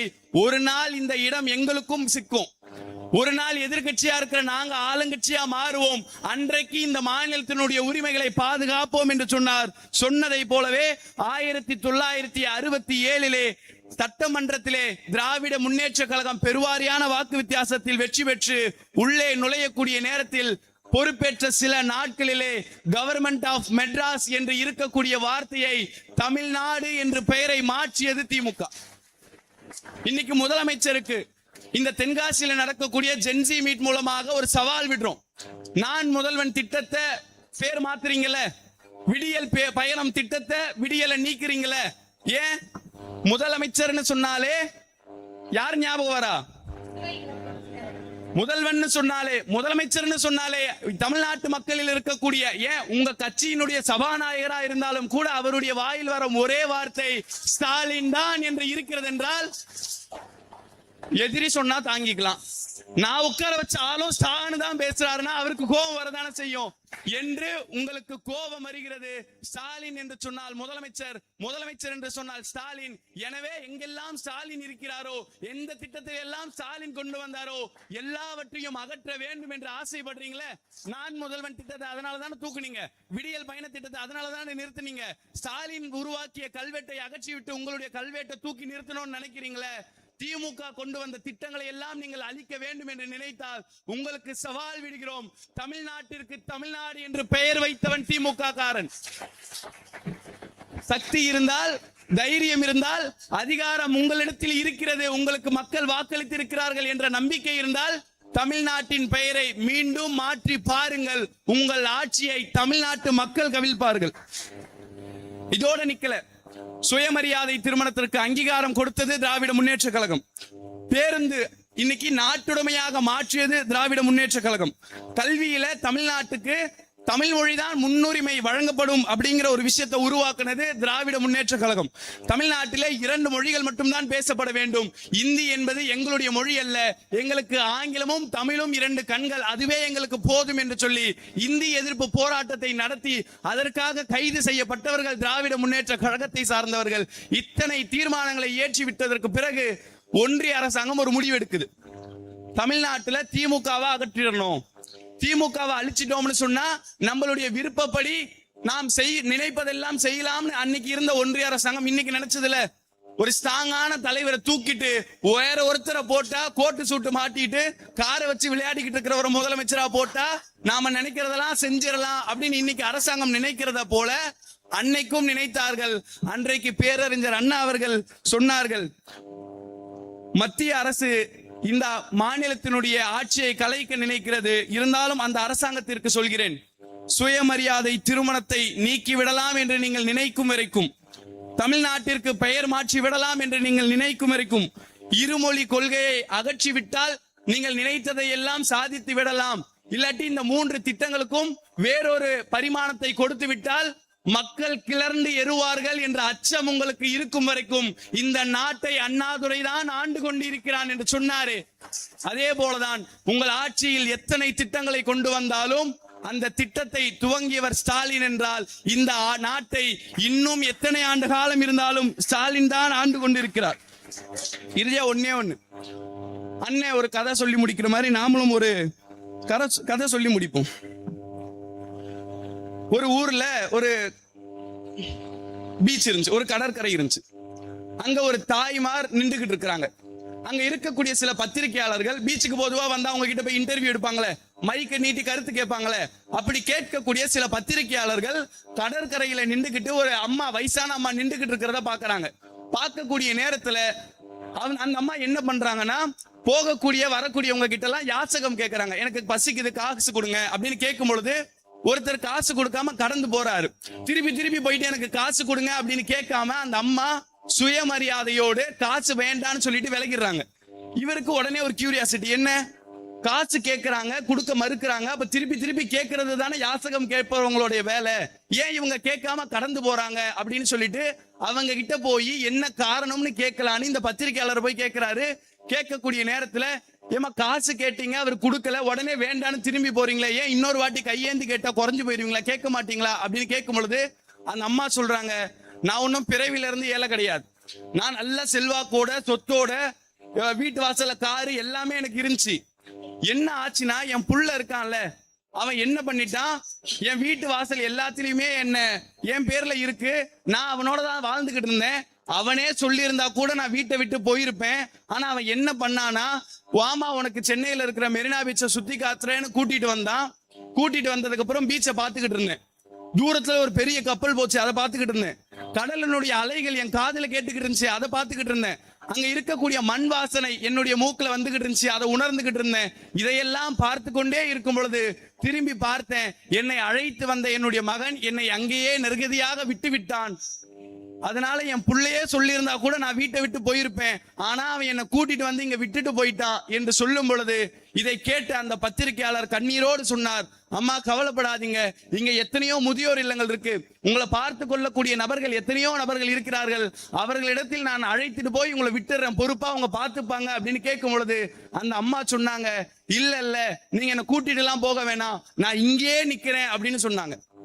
உடனே இந்த பத்திரிகையாளருக்கு ஆச்சரியம், ஏன் டெய்லி 100, 200, 300 நிறைய காசு வருது, இப்படியே யாசகம் கேட்டுக்கிட்டே இருந்தா காசு வாங்கி நிறைய சம்பாதிச்சிடலாம் அப்படின்ற ஒரு ஆசை வந்துருச்சு அவங்களுக்கு அப்படின்னு கேட்கும் பொழுது அந்த அம்மா பதில் சொன்னாங்களாம், இல்ல என்னுடைய மகன் என்னை விட்டுட்டு போயிட்டான், நான் சின்ன தப்பு பண்ணிட்டேன்னு என்னை இழந்துட்டு போயிட்டான், நான் பண்ண விஷயம்லாம் அவனுக்கு நல்லதுதான்றத தெரியாமலே என்னை இங்க விட்டுட்டு போயிட்டான், ஸ்கூல் படிக்கும் போது அவனுக்கு என்ன வேணும்னு பார்த்து செஞ்சேன், பெரிய ஆள் ஆகும் பொழுது அவன் கல்லூரியில சேரும் பொழுது என்ன வேணும்னு பார்த்து செஞ்சேன், திருமணம் ஆகக்கூடிய நேரத்தில் அவனுக்கு என்ன வேணும்னு பார்த்து செஞ்சேன், எல்லாவற்றையும் செய்ததற்கு பிறகும் என்னுடைய மகன் இங்க வந்து விட்டுட்டு போயிட்டான்ல, ஒரு நாள் என்னுடைய மகன் உணர்வான், என்னுடைய அம்மா என்னை வாழ்க்கை முழுக்க சந்தோஷமா பார்த்துக்கிட்டா என்று உணர்ந்து விட்டு என்னை விட்ட இடத்திலே தேடி என்னுடைய மகன் வருவான்ல, அவனுடைய வருகைக்காக நான் இந்த இடத்திலே காத்து கொண்டிருக்கிறேன் என்று சொல்லும் பொழுது இன்றைக்கு தமிழ்நாட்டிலே முன்னாள் முதலமைச்சராக இருந்த முத்துவேல் கருணாநிதி ஸ்டாலின் அவர்களுடைய முறையும் இப்படிதான். வாழ்நாள் முழுக்க இந்த மக்களுக்காக நல்லது செய்தவர். ஆட்சியிலே எத்தனையோ ஆண்டு காலம் பொது வாழ்க்கையில் இருந்தாலும் ஒரே ஒரு முறைதான் முதலமைச்சராக பொறுப்பேற்றார். 5 ஆண்டு காலம் அவருடைய கரத்திலே ஒப்படைக்கப்பட்டது. கொரோனாவிலே பல நபர்கள் மரணிக்கக்கூடிய நேரத்திலும் அந்த மக்களை மருத்துவமனையில் போய் சந்தித்த முதலமைச்சர். நாங்கள் சிரமப்படும் பொழுதெல்லாம் எங்களுக்காக ஓடி ஓடி உழைத்த முதலமைச்சர். மீண்டும் முதலமைச்சராக வருவார் என்பதை விட அவரால் பயனடைந்த அவரை நாங்கள் உதாசீனப்படுத்தி எங்களுக்கு வேணாம் அவரு அப்படின்னு அவரை விட்டுட்டு வேறொரு கிட்ட போயிருக்கிறோம்ல. மீண்டும் இந்த தமிழ்நாட்டு மக்கள் அவர் எங்கே இருக்கிறார் என்று தேடி அவருடைய கரத்தை நோக்கி அவருடைய கரத்தை பிடிப்பதற்கு செல்வார்களே, அந்த நாளுக்காக நம்முடைய முதலமைச்சர் காத்து கொண்டிருக்கிறார். வரக்கூடிய தேர்தல் அல்ல, எந்த தேர்தல் வந்தாலும் இந்த ஆட்சியை அகற்றிவிட்டு மீண்டும் முத்துவேல் கருணாநிதி ஸ்டாலின் என்ற ஒரு மகத்தான தலைவருக்கு வாய்ப்பளிப்போம். வரக்கூடிய தேர்தல்களில் மட்டுமல்ல, உங்களால் இயன்ற அளவிற்கு சமூக வலைதளத்தில் இந்த ஆட்சி செய்யக்கூடிய ஒவ்வொரு குற்றத்தையும் கொண்டு போய் சேருங்க. நமக்கு மட்டும்தான் தமிழ்நாட்டிலே இவ்வளவு பெரிய வரலாறு இருக்கு. இந்த வரலாற்று செய்திகளை அடுத்த இளம் தலைமுறையிடத்தில் நீங்கள் சொல்லாததின் விளைவாக தான் இன்றைக்கு யார் யாரோ நம்மை ஆட்சி செய்கிறார்கள் என்பதை உணர்ந்து வரலாற்றை கொண்டு போய் சேருங்கள். அவர்களை விமர்சிப்பதோ, அவரை கேலி செய்வதோ, அவர்களை குறை சொல்வதோ அவர்களை மாற்றாது. நாம் செய்த திட்டங்கள் தான், வரலாறு தான் அவர்களை மாற்றும் என்று கூறி நிறைவு செய்கிறேன். நன்றி.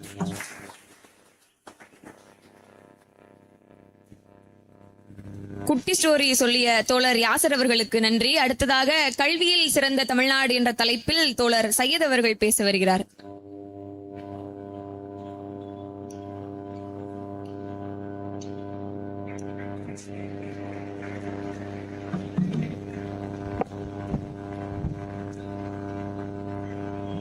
எல்லாம் நல்லா இருக்கீங்களா? முதல்ல ஞாயிற்றுக்கிழமை சாயந்தரம் டிவியில் புது படம் போட்டிருப்பான், இல்லைன்னா ஏதாவது டவுன்லோட் பண்ணி ஒரு புது படம் பார்த்துருப்போம், இல்லைன்னா நம்ம ஜம்முன்னு மதியம் ஒரு நான்வெஜ் சாப்பிட்டு தூங்கியிருப்போம். அதெல்லாம் எதுவுமே பண்ணாம நம்மளுடைய இந்த திராவிட கொள்கைக்காக அரசியல் பேசலாம் அப்படின்னு கூப்பிட்ட ஒரே காரணத்துக்காக இங்க வந்து உட்கார்ந்து இருக்கக்கூடிய அத்தனை பேருக்கும் நன்றி நன்றி. உங்களுக்காக நல்லா ஒரு கைத்தட்டல் கொடுத்துருக்கோம்.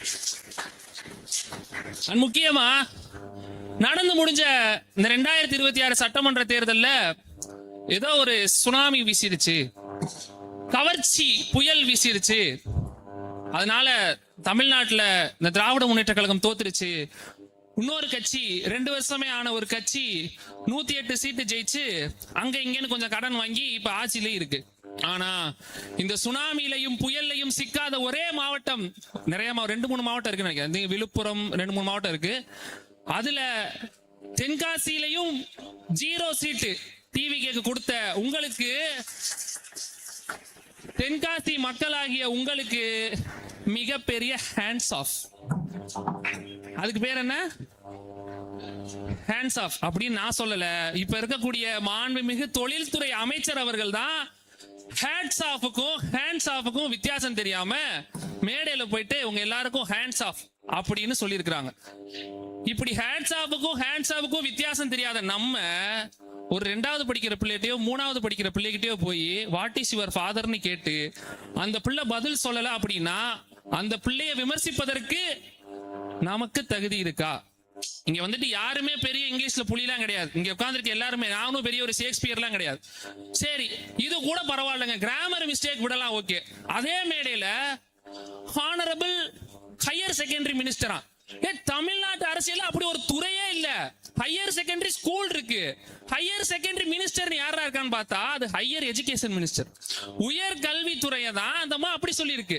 இதுல நம்ம விமர்சனம் வைக்கிறோம். கல்வித்துறையில இருக்கவங்க தானே ஸ்கூலுக்கு ஆய்வுக்கு போகணும், நீங்க எதுக்குங்க ஸ்கூலுக்கு ஆய்வுக்கு போறீங்க அப்படின்னு விமர்சனங்களை வைக்கும் போது, நானும் ஒரு அரசு பள்ளி மாணவிதான் இப்படின்னு சொன்னா இது ஒரு டோன். நானும் அரசு பள்ளியில் படித்த மாணவி, நானே அரசு பள்ளியில படித்த அந்த நானே ரெண்டுத்துக்குமான வித்தியாசம். இது எல்லாமே இன்னைக்கு இவர்கள் சின்ன சின்ன விஷயங்களா பண்ணிக்கிட்டே இருக்காங்க. ஆனா இது ஒரு நாள் கண்டிப்பா இந்த மக்களுக்கு புரிய வரும். இப்ப டாபிக் உள்ள வருவோம். கல்வியில் சிறந்த தமிழ்நாடு எதுக்கு? இப்ப இது எல்லாத்தையும் விட்டுட்டு கல்வியில் சிறந்த தமிழ்நாடு நம்ம ஏன் இன்னைக்கு பேசுறோம் அப்படின்னா அதனுடைய முக்கியத்துவத்தை இங்க இருக்கு நீங்க எல்லாரும் புரிஞ்சுக்கணும். ஏன்னா எல்லா டிபார்ட்மெண்ட்லயும் எனக்கு தெரிஞ்சு ஓரளவுக்கு இந்த கவர்மெண்ட் ஸ்டிக்கர் ஒட்டிருச்சு. ஆனா இந்த எஜுகேஷன் டிபார்ட்மெண்ட்ல மட்டும் இன்னும் கொஞ்சம் ஸ்டிக்கர் ஒட்ட முடியல. ஏன்னா நம்மளுடைய சாதனைகள் அப்படி. இன்னைக்கு சமீபத்துல வெளிவந்த ரிப்போர்ட் சொல்லுது, ஒன்றிய அரசினுடைய ரிப்போர்ட் சொல்லுது, இந்தியாவில் இருக்கக்கூடிய எல்லா மாநிலங்களை விட ஸ்கூல் இன்ஃப்ராஸ்ட்ரக்சர்ல முதலிடம் பெற்றக்கூடிய ஒரே மாநிலம் தமிழ்நாடு. தமிழ்நாடு தமிழ்நாடு அப்படின்னா இந்த இடத்துல நம்ம பெருமை கொள்ளணும். ஏன்னா நம்ம இவ்வளவு நாள் சின்ன வயசுல எல்லாம் கேள்விப்பட்டிருப்போம், லிட்ரஸி ரேட்ல வந்துட்டு கேரளா தான் முதலிடம், கேரளால வந்து படிச்சவங்க எல்லாம் அதிகமா இருக்காங்க அப்படின்னு சொல்லிட்டு. ஆனா இன்னைக்கு ஸ்கூல் இன்ஃப்ராஸ்ட்ரக்சர்ல தமிழ்நாடு முதலிடம் சொல்லிட்டு நம்ம சொல்லல, நம்ம ஆட்சியில இருக்கும்போது சொல்லல, இப்ப சமீபத்துல கடந்த வாரம் வெளிவந்த ரிப்போர்ட்ல ஒன்றிய அரசு சொல்லியிருக்கு. அப்ப இதனாலதான் நம்ம கடந்த ஆட்சியில நம்மளுடைய முதலமைச்சர் அவர்கள் கல்வியில் சிறந்த தமிழ்நாடு அப்படின்ற ஒரு நிகழ்ச்சியை நடத்தினார். ஏன்னா கல்விக்கு அவ்வளவு பெரிய திட்டம். இன்னைக்கு இப்ப இருக்கக்கூடிய முதலமைச்சர் ஊர் ஊரா போய் பாட்டு பாடுறாரு, நம்மள ஒப்பார வைக்கிறோம்னு சொல்லிட்டு ஜெயிச்சு போட்டு அவரு தான் ஊர் ஊரா போய் ஒப்பாரி வச்சுக்கிட்டு இருக்காரு. ஆனா நம்மளுடைய தலைவர், நம்மளுடைய முன்னாள் முதலமைச்சர் முத்துவேல் கருணாநிதி ஸ்டாலின் போற இடத்துல எல்லாம் என்ன சொன்னாரு? படிங்க, தயவு செய்து படிச்சிருங்க, படிச்சு முன்னேறுங்க, உங்களுடைய பிள்ளைகளை படிக்க வைங்க, நீங்க படிங்க அப்படின்னு. படிப்பை மட்டும் இல்லாம என்னுடைய பிள்ளைகள் படிக்கக்கூடிய பள்ளிக்கூடங்களில் அறிவு சார்ந்த கருத்துக்களை மட்டுமே சொல்லணும், அவங்களுக்கு எந்த ஒரு மூட நம்பிக்கையோ எந்த ஒரு இதையும் அவங்க மேல திணிக்க கூடாதுன்னு சொன்ன ஒரே முதலமைச்சர் நம்மளுடைய முத்துவேல் கருணாநிதி ஸ்டாலின் அப்படின்னு சொன்னா, இன்னைக்கு இதனாலதான் தமிழ்நாடு இவ்வளவு முன்னாடி வந்திருக்கு. ஒண்ணுமே இல்ல. நான் ஒரே ஒரு கேள்வி கேட்கிறேன், இந்த கூட்டத்துல இவ்வளவு பேர் இருக்கீங்கல்ல, இதுல யாரெல்லாம் முதல் தலைமுறை பட்டதாரி? நான் ஃபர்ஸ்ட், நல்லா கை தூக்குங்க, நானே ஃபர்ஸ்ட் கிராஜுவேட் தான்.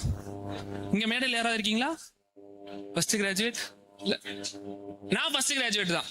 அப்ப யோசிச்சு பாருங்க, நான் பாஸ் அவுட் ஆன வருஷம் 2025, போன வருஷம் நான் கல்லூரி முடிச்சுட்டு வெளியே வரேன்.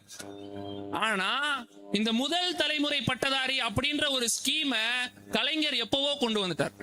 அப்ப எப்பவோ கலைஞர்ன்ற ஒரு மாமனிதர் கொண்டு வந்த திட்டத்துல இத்தனை வருஷம் கழிச்சு ஒரு மாணவனா, ஒரு முதல் தலைமுறை பட்டதாரியா இன்னைக்கு குடும்பத்துல நான் வெளியே வந்திருக்கிறேன் அப்படின்னு சொன்னா, அது இந்த திராவிட முன்னேற்ற கழகமும் கலைஞர் அவர்களுடைய அந்த சிந்தனையும் தான் காரணம்.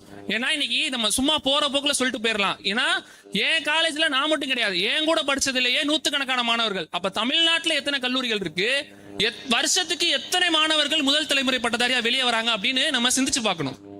இன்னைக்கு உங்களை நிறைய பேருக்கு தெரியாத ஒரு விஷயத்த சொல்றேன். நிறைய திட்டங்கள் நம்மளுடைய முதலமைச்சர் கொண்டு வந்தார். அதுல ஒரு முக்கியமான திட்டம் ஒண்ணு இருக்கு, அரசு மாதிரி பள்ளி. தமிழ்நாடு கவர்மெண்ட் மாடல் ஸ்கூல் அப்படின்னு ஒரு ஸ்கூல் இருக்கு. அந்த ஸ்கூலோட மிகப்பெரிய சிறப்பம்சம் என்னன்னா, இது நான் ஏன் உங்கள்கிட்ட திரும்பியும் சொல்றேன், நிறைய ஊர்களில் நான் சொல்லியிருக்கேன், உங்க வீட்டுல உங்களை சுத்தி இருக்கக்கூடிய மாணவர்கள்ட்ட இதை நீங்க எடுத்துட்டு போய் சொல்லுங்க.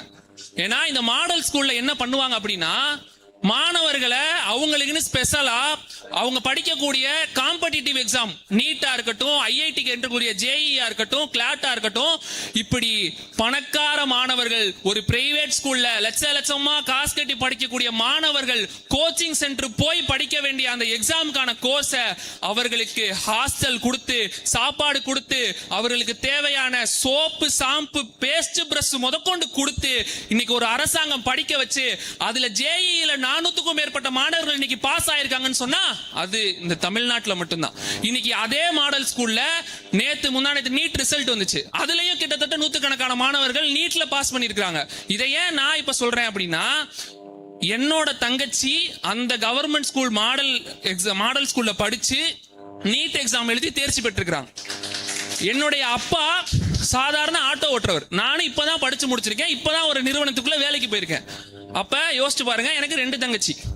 அப்ப இன்னைக்கு ஒரு நடுத்தர மக்கள், ஒரு ஆட்டோ ஓட்டுறருடைய மகன் ஒரு டிகிரி படிக்கிறதே அப்படிங்கிறது ரொம்ப ரொம்ப கஷ்டம். அப்போ ஒரு மருத்துவ படிப்பு படிக்கிறது அப்படிங்கிறது ரொம்ப கஷ்டம். அப்படி இருக்கக்கூடிய வேலையில நானே என் தங்கச்சியை கூப்பிட்டு சொன்னேன், அந்த ஸ்கூல் வர்றதுக்கு முன்னாடி, இந்த பாரு பாப்பா, ரொம்பலாம் ஆசைப்படாத, நம்ம குடும்ப சூழ்நிலை சரியில்லை, படிக்க வைக்க முடியல, எங்களால முடிஞ்ச அளவுக்கு நாங்க ட்ரை பண்றோம், ஆனா ஒருவேளை படிக்க வைக்க முடியலன்னா நீ தான் ரொம்ப கஷ்டப்படுவ, அதனால ஃபீல் பண்ணாத நான் தான் சொன்னேன். ஆனா இதே முத்துவேல் கருணாநிதி ஸ்டாலின் அவர்கள் இந்த மாடல் ஸ்கூல்னு ஒரு திட்டத்தை கொண்டு வராரு. நானே என் தங்கச்சியை கூப்பிட்டு சொன்னேன், பாப்பா, நான் ஸ்கூல் படிக்கும் போது இப்படி ஒரு முதலமைச்சர் எனக்கு கிடைக்கல, ஆனா உனக்கு கிடைச்சிருக்காரு, தயவு செய்து எப்படியாவது படிச்சு வெளியே வந்துருன்னு நான் சொன்னேன். இன்னைக்கு என்னுடைய தங்கச்சி அந்த நீட் எக்ஸாம் எழுதி பாஸ் பண்ணிருக்காங்க. இதுக்கப்புறம் கவுன்சிலிங் போட்டு இதுக்கப்புறம் நிறைய ப்ராசஸ் இருக்கு. ஆனா ஏன் நான் சொல்ல வரேன் அப்படின்னா, நார்மலா ஒரு எத்தனையோ லட்சங்கள் எத்தனையோ ஆயிரங்கள் கட்டி ஒரு நடுத்தர மக்கள்னால நீட் எக்ஸாமோ ஜேஇக்கான கோச்சிங்கோ கொடுக்க முடியாது. ஆனா இன்னைக்கு நம்மளுடைய மகத்தான தலைவர் இத்தனை ஏழை மாணவர்களுக்கு அந்த வாய்ப்பு கொடுத்துக்கிறார். இது இங்க இருக்க எத்தனை பேருக்கு தெரியும்? நான் இப்ப சொன்னேன் அந்த மாடல் ஸ்கூல்னு, இங்க இருக்க யாராவது ஒருத்தருக்காவது அந்த ஒரு ஸ்கூல் இருக்குன்னு தெரியுமா? பரவாயில்ல, ஒரு ஆளுக்கு தெரிஞ்சு. நீங்க எத்தனை பேருக்கு சொல்லிருக்கீங்க? பரவாயில்ல, அன்னை ஊர்ல இருந்து 5 பேர் படிக்கிறாங்க. இங்க ஒருத்தர் இருக்கிறார். அப்ப இவ்வளவு பெரிய அரங்கத்திலேயே விரல் விட்டு எண்ணக்கூடிய அளவுக்கு தான் இந்த ஒரு திட்டம் தெரியும். இப்ப காலை உணவு திட்டம் தலைவர் ஆரம்பிச்சு, அது எத்தனை பேருக்கு தெரியும்? பரவாயில்ல, அது இத்தனை பேருக்கு தெரிஞ்சிருக்கு. இப்ப இந்த 5 ஆண்டுகள் எடுத்துக்கிட்டீங்கன்னா ஸ்கூலுடைய அட்மிஷன் அதிகமா இருக்கு, டிராப் அவுட் ரேஷியோ கம்மியா இருக்கு. முக்கியமா சொல்ல போனா நம்ம ஊர்ல இருக்கக்கூடிய பிரைமரி ஸ்கூல் இருக்குல்ல, தொடக்கப்பள்ளி மற்றும் நடுநிலை பள்ளிகளுடைய இடைநீற்றலுடைய பெர்சன்டேஜ் எவ்வளவு அப்படின்னா கடந்த ஆண்டுகள்ல என்னது இது 0. ஆனா இதே எலெக்ஷனுக்கு முன்னாடி பிரச்சாரம் பண்ணக்கூடியவங்க என்ன பிரச்சாரம் பண்ணாங்க? தமிழ்நாட்டுல கவர்மெண்ட் ஸ்கூல்லாம் சரியில்லை, இடைநீற்றல் அதிகமா இருக்கு. இதுல இப்ப சமீபத்துல பேசும்போது இந்த 0 பார்க்கும்போது எனக்கு இன்னொரு ஞாபகத்துக்கு வருது. டீலிமிட்டேஷனை பத்தி முதலமைச்சர் அவர் பேசியிருந்தார். டீலிமிட்டேஷனுக்கு எதிராக நாங்க நிப்போம். அதான் நீங்க நின்று கிழிச்சதான் நாங்க பார்த்தோமே. நம்மளுடைய தலைவர் அவர்கள் கருப்பு சட்டை போட்டு டீலிமிட்டேஷன் பில்லை எதிர்த்து போராட்டம் பண்ணி எனக்கு தமிழ்நாடு ஃபுல்லா போராட்டம் நடக்குது. இவர் உட்காந்து கோலம் போட்டு இருக்க. இதுதான் நீங்க டீலிமிட்டேஷன் எதிர்க்கிற விதமா? நீங்க டீலிமிட்டேஷனை எதிர்க்கலாம். நாங்க மறுபடியும் உங்ககிட்ட சொல்றோம், நீங்க எதிர்க்கிறதுக்கு உங்ககிட்ட இருக்கக்கூடிய எம்பிக்களின் எண்ணிக்கை 0. தென்காசியில டிவிக்கு ஜெயிச்ச சீட்டு 0. இப்படி ஏகப்பட்ட ஜீரோக்களை சொல்லிட்டு போலாம். இப்படிப்பட்ட ஏகப்பட்ட ஜீரோக்கள் இருக்கக்கூடிய இந்த ஒரு முதலமைச்சரை ஹீரோவாக ப்ரொஜெக்ட் செய்வதற்கு அவ்வளவு பேர் முயற்சி செஞ்சுட்டு இருக்கான். நம்மளுடைய அன்பில் மகேஷ் அண்ணன் முன்னாள் கல்வித்துறை அமைச்சர் வந்துட்டு அசம்பிளியில பேசும்போது ஒரு விஷயம் சொல்லியிருப்பார். என்ன அப்படின்னா, அனைவருக்கும் தேநீர் கொடுங்கள் அப்படின்னு காரல் மார்க்ஸ் சொல்றாரு. அனைவருக்கும் ஒரே அளவான தேநீர் கொடுங்கள் அப்படின்னு தந்தை பெரியார் சொல்றாரு. ஒரே குவளையில் கொடுங்க அப்படின்னு சொல்லிட்டு அம்பேத்கர் சொல்றாரு. அதுல பசித்தவனுக்கு முதல்ல கொடுங்க அப்படின்னு கலைஞர் சொல்றாரு. ஆனா நம்மளுடைய முத்துவேல் கருணாநிதி ஸ்டாலின் அந்த கோப்பையும் அந்த தேநீர் சொல்கிறார் என்று சொன்னால் அதுதான் கடந்த 5 ஆண்டுகள் நடந்த நாம் எல்லாரும் போற்றக்கூடிய திராவிட மாடல் எல்லாருக்கும் எல்லாவுமான ஆட்சி. இன்னைக்கு எங்க வீட்டுல நான் சொன்ன மாதிரி எங்க அப்பா இருக்காரு, எங்க அம்மா, நானு, 2 தங்கச்சி. கடந்த ஆட்சியில எங்க அம்மாவுக்கு மாசம் 1000 ரூபாய் இல்லத்தரசி திட்டத்துல மகளிர் உரிமை திட்டம். எனக்கு நான் ஃபர்ஸ்ட் கிராஜுவேட்ல படிச்சு வந்த மாணவன். ஃபர்ஸ்ட் தங்கச்சி அவங்களும் இப்ப பிஎட் படிச்சுக்கிட்டு இருக்காங்க. அப்படி யோசிச்சு பாருங்க, சாதாரண ஆட்டோ ஓட்டுறவரு எங்க அப்பா படிக்கல. ஆனா இன்னைக்கு அவருடைய பிள்ளைகள் நாங்க 3 பேரும் இன்னைக்கு படிச்சிருக்கோம் அப்படின்னா இதுவும் திராவிட முன்னேற்ற கழகம் கொடுத்ததுதான். இப்ப என் தங்கச்சி காலேஜ் படிக்கும் போது புதுமை பெண்கின்ற திட்டத்துல மாசம் 1000 ரூபாய். இன்னொரு தங்கச்சி கவர்மெண்ட் மாடல் ஸ்கூல். அப்போ ஒரு வீட்டுலன்னு எடுத்துக்கிட்டா இத்தனை பேருக்கு. இப்ப எங்க அப்பாவுக்கு என்னன்னா, அவங்க அப்பாவுக்கு ஒண்ணுமே சொல்லனா அமைப்பு சாரா ஊழியர் சங்கம்னு ஒண்ணு இருக்கு. அதுல எங்க அப்பா மெம்பரா இருக்காரு. அவருக்கு ஃபர்ஸ்ட் எய்ட் கிட்ல இருந்து அவர் போடுற யூனிஃபார்ம், கால்ல போற செருப்பு முத கொண்டு கடந்த அரசாங்கம் கொடுத்துச்சு. அப்ப ஒரு குடும்பத்துல 5 பேர் எடுத்துக்கிட்டோம்னா குறைஞ்சது எங்க குடும்பத்துல 5 பேர், அப்ப இது மாதிரி ஒவ்வொரு குடும்பத்துல எடுத்துக்கிட்டா குறைஞ்சது 3 பேராவது பயனடைகிற அளவுக்கு நம்மளுடைய அரசாங்கம் செயல்பட்டுச்சு. ஆனா இருந்தாலும் நம்ம தோத்து போயிருக்கோம் அப்படின்னு சொன்னா இதுதான் ஒரு உதாரணம். இப்ப இங்க விரல் விட்டு எண்ணக்கூடிய அளவுக்கு தெரிஞ்ச இந்த மாடல் ஸ்கூல் இங்க இருக்க அரங்கம் மொத்தத்துக்கும் தெரிஞ்சிருந்தா அதனுடைய இம்பாக்ட் எப்படி இருந்திருக்கும்? அப்ப இது ஏன் நமக்கு தெரியல அப்படின்னா, நம்மளை சுத்தி இருக்கக்கூடிய பொய்யான செய்திகள் நிறைய பரவிக்கிட்டே இருக்கு. இப்ப இந்த புதுமை பெண், தமிழ் புதல்வன் இதெல்லாம் நிறைய இருக்கு. நம்ம ஒரு இன்னும் 5 வருஷம் பின்னாடி போய் பார்த்தோம்னா கொரோனா லாக்டவுன். அப்ப ஸ்கூல் கிடையாது, காலேஜ் கிடையாது, எதுவுமே கிடையாது. அப்ப பசங்களுக்கும் அந்த ஸ்கூலுக்கும் உள்ள அந்த கேப் அதிகமாயிருச்சு, லேர்னிங் கேப். அப்ப நம்மளுடைய தலைவர் ஒரு திட்டத்தை கொண்டு வராரு, இல்லம் தேடி கல்வி. இன்னைக்கு நம்ம ஆர்டர் பண்ணா ஸ்விக்கி ஜொமேட்டோல ஃபுட் வருது. ஆனா அன்னைக்கு லாக்டவுன்ல வீட்டுக்கே கல்வியை கொண்டு போய் சேர்த்த ஒரே தலைவர் முத்துவேல் கருணாநிதி ஸ்டாலின் என்று சொன்னால் மிகையாகாது.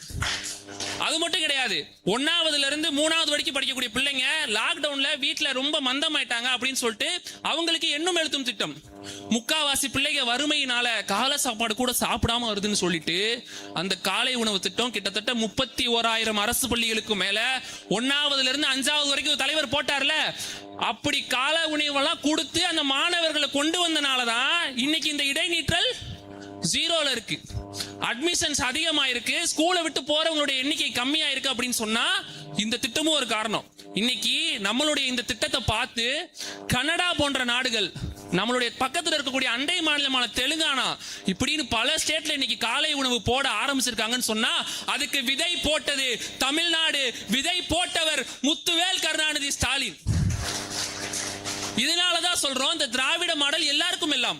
GERன்னு ஒண்ணு இருக்குங்க, கிராஸ் என்ரோல்மெண்ட் ரேஷியோ.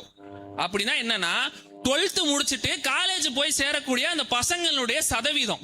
இப்ப இவ்வளவு பண்ணிருக்கோம், நம்ம வந்து காலை உணவு திட்டம் கொடுக்கிறோம், புதுமை பெண் கொடுக்கிறோம், பசங்களுக்கு தமிழ் புதல்வன் கொடுக்கிறோம், எல்லாத்தையும் கொடுத்து ஐயா தயவு செய்து நீ படி, நீ படிச்சனாதான் நீயும் முன்னேறுவ, நம்ம மாநிலமும் முன்னேறுவன்னு நம்ம இவ்வளவு திட்டத்தை கொடுக்கும் போது ஒன்றிய அரசு நீ வந்து மும்மொழி கொள்கையை ஏத்துக்க, நீ வந்து ஹிந்தியை ஏத்துக்க, அப்பனாதான் உனக்கு தர வேண்டிய நிதியை தருவேன்னு சொல்லுது.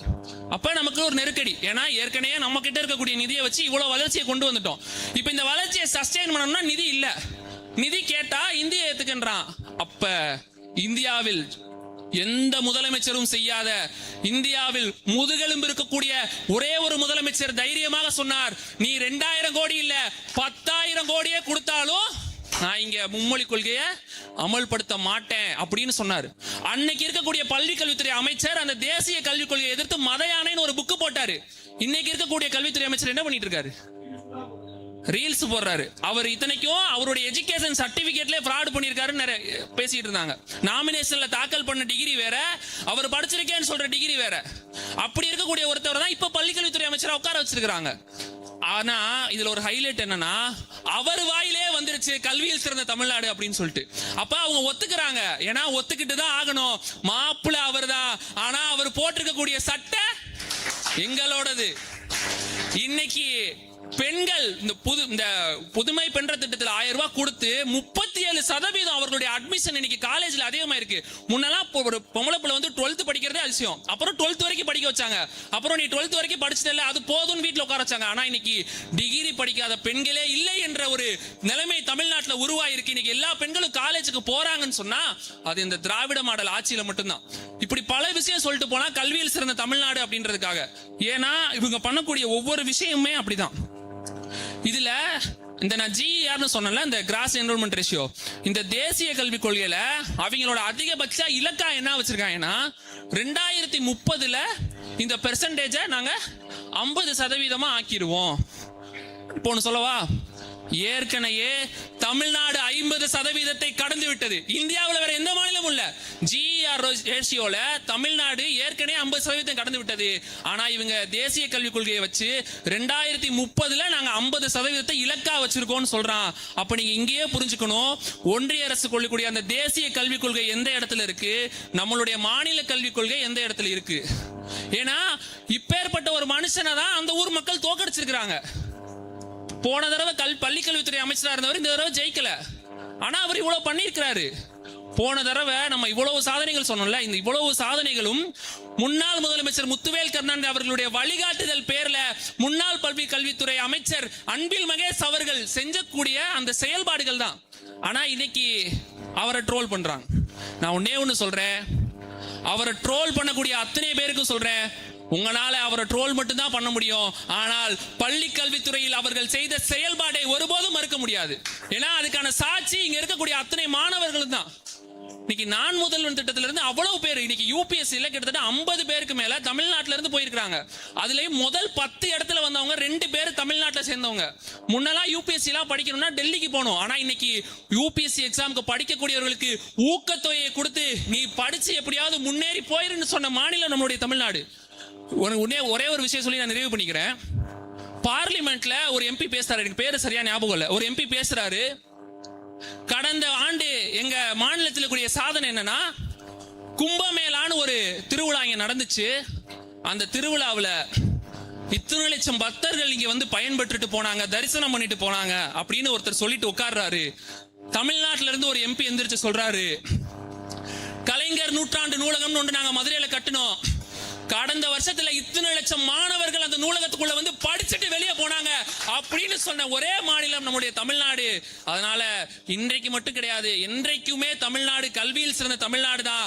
அதுக்கு விதை போட்டவர் கலைஞர் என்றால் அந்த விதையை மரமாக்கி இன்றைக்கு அறுவடை செய்து காட்டியவர் முத்துவேல் கருணாநிதி ஸ்டாலின் என்பதில் எந்த விதமான மாற்று கருத்தும் இல்லை. அதனால இங்க இருக்கக்கூடிய நண்பர்களே, உங்களிடத்துல சொல்றேன், படிச்சு பாருங்க. இந்த கடந்த 5 வருஷத்துல நம்மளுடைய தமிழ்நாடு அரசு, முத்துவேல் கருணாநிதி சார்ல உங்களுடைய திராவிட மாடல் அரசு பள்ளி கல்வித்துறையிலையும் உயர்கல்வித்துறையிலையும் என்னென்ன திட்டங்கள் கொண்டு வந்திருக்காங்க. ஏன்னா அது யாருமே இங்க இருக்கக்கூடியவங்களுக்கு தெரியல. யோசிச்சு பாருங்க, ஒருத்தன் படிக்கிறான், காலேஜ்ல படிக்கிறான், இந்த திட்டம் அவனுக்கு யார் கொண்டு வந்ததுன்னு தெரியல, அவனுக்கு இருக்கக்கூடிய பிரிவிலேஜ் யாரு கொடுத்ததுன்னு தெரியல. அவனுக்கு தெரியலங்கிறத விட கூட இருக்கிற நாம சொல்லல, நம்ம மேலேயும் தப்பு இருக்கு. அவனுக்கு தெரியல. நம்ம எல்லாரும் இன்னைக்கு சொல்றாங்க, சொன்ன மாதிரி தற்குறின்னு யாரையும் சொல்லாதீங்க. நம்ம கிட்ட இருந்து போன பசங்கிற விட அவங்களும் நம்ம பசங்க தான், அவங்களும் எங்க கூட இருந்தவங்க தான், நம்ம கூட இருந்தவங்க தான். அவர்களுக்கு தெரியல, நாமளும் சொல்லல. இனிமேலாவது சொல்லுவோம். அவர்களுடைய அந்த இப்ப இருக்கக்கூடிய நீங்க அனுபவிக்கக்கூடிய இந்த பிரிவிலேஜ் உங்களுக்கு யாரு கொடுத்தது, உங்களுடைய வரலாறு என்ன அப்படிங்கறத நம்ம இனிமேலாவது சொல்லுவோம். மீண்டும் ஒருமுறை முத்துவேல் கருணாநிதி ஸ்டாலின் அவர்கள் தமிழ்நாட்டு முதலமைச்சராக அமர்வார். நாங்கள் அவரை அமர வைப்போம் என்று வாய்ப்புக்கு நன்றி கூறி விடைபெறுகிறேன். நன்றி, வணக்கம்.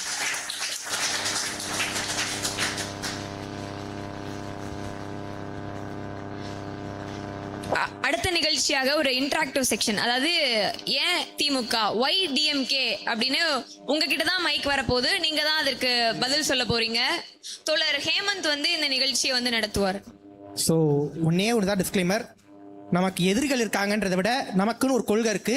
ஒய் டிஎம்கே, நான் ஏன் டிஎம்கே சப்போர்ட் பண்றேன், எந்தெந்த திட்டங்களால் நான் பலனடைஞ்சிருக்கேன், இந்த மாதிரி நம்முடைய சாதனைகளையும் கொள்கைகளையும் பேச போறோம். எதற்காக டிஎம்கேவை நீங்க சப்போர்ட் பண்றீங்க, இதுதான் கேள்வி. எல்லாரும் பேசுங்க, கொஞ்சம் ஷார்ட்டா டக்கு பேசுனீங்கன்னா அப்படியே லாஸ்ட் வரைக்கும் முடிஞ்சளவுக்கு போகலாம். இவ்வளோ டைம் ரொம்ப ஷார்ட்டாக தான் இருக்கு. ஸோ நான் மட்டும் பேசிட்டு போறதோ இல்லை நாங்கள் பேசுறதுக்காக பார்க்கறது மட்டும் இல்லை, இது அடுத்த தலைமுறை நம்ம எல்லாருமே போர் புரிய போறோம் ஒரு மிகப்பெரிய ஒரு கூட்டத்தோட. அப்ப நம்ம யாருன்றதை தெரிஞ்சுக்கணும். நீங்க பேச போறீங்க, நாங்க கேட்க போறோம். யார் ஃபர்ஸ்ட் பேசுறா? ப்ரோ உங்க பேரு? சபூர் கான். ஸ்பெல்லிங் சொல்லவா? Okay right. Why Udhayanidhi Stalin.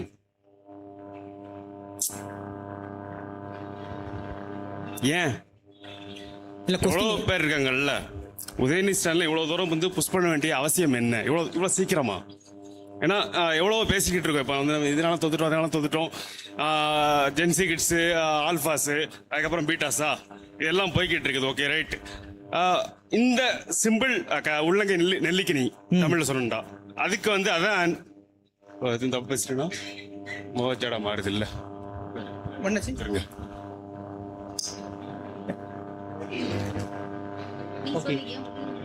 Okay, இது Q&A இல்ல, பட் நான் I'm ready to answer this question.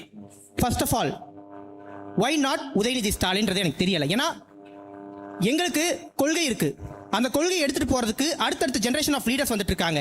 அந்த லீடர்ஸ் அந்த கொள்கையின் பாதையில் போறாங்கன்றப்ப அவங்க நான் முழுக்க சப்போர்ட் பண்ணலாம். அவர் மக்களை சந்திச்சாரு, மக்கள் கிட்ட கேள்விக்கு ஆன்சர் பண்ணாரு, மக்கள் கிட்ட பிரச்சாரம் பண்ணாரு, கிட்டத்தட்ட பாதிக்கும் அதிகமான தொகுதி ரீசென்ட்லி. ஸோ இன்னைக்கு இருக்கக்கூடிய முதலமைச்சர் என்ன, இதுக்கு முன்னாடி இந்த எடப்பாடி அவர்கள் பண்ண பிரச்சாரங்களை விட ஏன்னா ஒரு ஐடியாலஜி இருக்கிற ஒரு மனுஷனால மட்டும்தான் இவ்வளவு தூரம் சந்திக்க முடியும். அவருக்கு ஒரு கஷ்டமான காலகட்டம் வருது. சனாதன எதிர்ப்புன்றது இந்தியா முழுக்க நேரடியாக பிரதமரால் எதிர்க்கப்படக்கூடிய ஒருத்தரா இன்னைக்கு நிக்கிறாரு. கொள்கையிலிருந்து பின்வாங்கலையே, எங்க லீடர்ஸ் கொள்கையிலிருந்து பின்வாங்காதப்ப நாங்க எதுக்கு சப்போர்ட் பண்ண கூடாது? அப்ப அவர் எங்களுக்கு தலைவர் ஆகிறாரு. இன்னைக்கு எதிர்கட்சி தலைவரா நிற்கும் போது மக்களுடைய பிரச்சனைகளை கேட்கக்கூடிய இடத்துல அவர் அடுத்தடுத்த கட்டங்களுக்கு பயணிக்கிறாரு. அவர் இதுவரைக்கும் பிரஸ் மீட்டை சந்திக்காம இல்ல, மக்களை சந்திக்காம இல்ல. ஒரு முறை நடுவில் அவருக்கு விரல் உடைஞ்சிருச்சு. இந்த எலெக்ஷன் பிரச்சாரப்ப நீங்க கூட பார்த்திருப்பீங்க. ஆனா என் விரலுக்கு அடிப்பட்டது காரணம் இதுதான். அதை வச்சு ஒரு சிம்பத்தி, ஒரு லீடரா அவர் எமோஜ் ஆகிறது 2021 இன்னைக்கு நம்ம பார்க்க ஆரம்பிச்ச காலகட்டத்துல இருந்து இன்னைய வரைக்கும் அவருடைய எமோஜின்றது நம்ம கண்ணு முன்னாடி பார்த்திருக்கோம். அப்ப அந்த விதத்துல நாங்க பர்சனலி டிராவல் பண்ணும்போது இந்த மனுஷன் புக் படிக்கிறாரு, நம்ம கூட பேசுறாரு, இன்டராக்டிவா இருக்காரு. இன்னைக்கு இருக்கக்கூடிய மத்த லீடர்ஸ் பண்ணாததை கூட அவர் தைரியமா பண்றாருன்றப்ப அவர் கூட நாங்க நிக்கிறோம். இல்ல இது நாங்க பேசுறது ஓகே, பட் ஆனால் நீங்கள் ஏன் டிஎம்கே சப்போர்ட் பண்ணுறீங்க? இது உங்களுடைய இன்ட்ராக்டிவ் செஷன் தான், நீங்கள் தான் பேச போகிறீங்க, நாங்கள் கேட்க தான் போகிறோம். நாங்க மட்டுமே பேசிட்டு போனா அது நல்லா இருக்காதுல்ல. 6 பேர் வந்தாங்க, பேசுனாங்க, அவங்களுடைய கருத்தை நமக்கு சொன்னாங்க. இதுல என்ன இருக்கு? இது பொதுக்கூட்டத்துல நடக்கும், மாநாட்டுல நடக்கும், தலைவர்கள் பேசுவாங்க, தொண்டர்கள் கேட்போம். இது அந்த மாதிரி நிகழ்ச்சி கிடையாது. நம்ம எல்லாருமே பேசணும், நம்ம எல்லாருமே இது பண்ணணும் தான். அப்போ ஒரு கான்செப்ட் என்னன்னா, உங்களுக்கு திமுகவின் மேல ஏதோ ஒரு பிரியம் இருக்கு, ஏதோ ஒரு சப்போர்ட் இருக்கு, இல்லாட்டி நம்ம இந்த கூட்டத்துக்கு வந்திருக்க மாட்டோம். அப்படி இருக்கிறப்போ உங்களுக்கு திமுக என்ன பண்ணுச்சு, நான் ஏன் திமுகவுக்கு சப்போர்ட் பண்றேன், நான் ஏன் அந்த கட்சிக்கு ஓட்டு போடல, நான் என் கூட படிக்கிறவன் தாவேக்காக்கு போறான், அதிமுகவுக்கு போறான், பாஜகவுக்கு போறான், இல்ல யாருமே எனக்கு நம்பிக்கை இல்லை, நான் நோட்டாக்கு ஓட்டு போடுறேன்ட்டு போறான். அப்படி போறப்போ நான் திமுகல நிக்கிறேன்ல, நான் ஏன் நிக்கிறேன், உங்களை எது இப்படி மாத்துச்சுன்றத மட்டும் ஒரு நிமிஷம் எல்லாரும்ன்றதை விட யாருக்கெல்லாம் விருப்பம் இருக்கோ எல்லாருமே எந்திரிச்சு சொல்லலாம். ஹேண்ட் ரைஸ் பண்ணுங்க, மைக் வரும், நீங்க ஆன்சர் பண்ணுங்க. எல்லாருக்கும் வணக்கம். என்ன எந்திரிச்சு நின்றுங்க தோழர், மேடைக்கே வர வச்சிருவோம், பட் அப்படியே போகலாமேன்றதுக்காக தான். சரிங்களா? எல்லாருக்கும் வணக்கம். என் பேர் அஜய் சந்தோஷ். எங்க அப்பா கடையநல்லூர் பாய்ஸ் ஸ்கூல்ல டீச்சரா ஒர்க் பண்றாங்க. இந்த டிஎம்கேயால தான் அவங்களுக்கு பென்ஷன் ஸ்கீம் அலாட் பண்ணி இப்போ நல்லபடியா இந்த அடுத்த வருஷம் ரிட்டையர்மெண்ட் ஆகிறாங்க, அது வந்து பென்ஷன் அலாட் ஆயிடுது. அது போக நான் பிஎட் முடிச்சிருக்கேன், பிஎட். நான் என்னோட ஸ்கீம்ல தான் என்னோட 2021-25 தான் என்ன வந்துச்சுன்னா, பிஇ முடிச்சவங்களும் பிஎட் பண்ணலாம், கவர்மெண்ட் டீச்சரா போகலாம் அப்படிங்கிற ஒரு இதையும் கொண்டு வந்தாங்க. அதனால பிஎட் முடிச்சு, அது போக நம்ம முன்னாள் கல்வித்துறை அமைச்சர் அன்பில் மகேஷ் பொய்யாமொழி அண்ணா என்ன சொன்னாங்கன்னா, 55% பாஸ் எலிஜிபிலிட்டி இருந்தது, அவங்க 50% குறைச்சாங்க. அதனால டெட்டும் என்னால் கிளியர் பண்ண முடிஞ்சது. அடுத்து போஸ்டிங் எக்ஸாம்காண்டி வெயிட் பண்ணிட்டு இருக்கேன். டிஎம்கேயால தான் எங்க அப்பாவுக்கும் பென்ஷன் கிடைச்சிருக்கு, எனக்கும் கவர்மெண்ட் எக்ஸாம் கிடைக்க வாய்ப்புகள் இருக்கு. ரொம்ப நன்றி.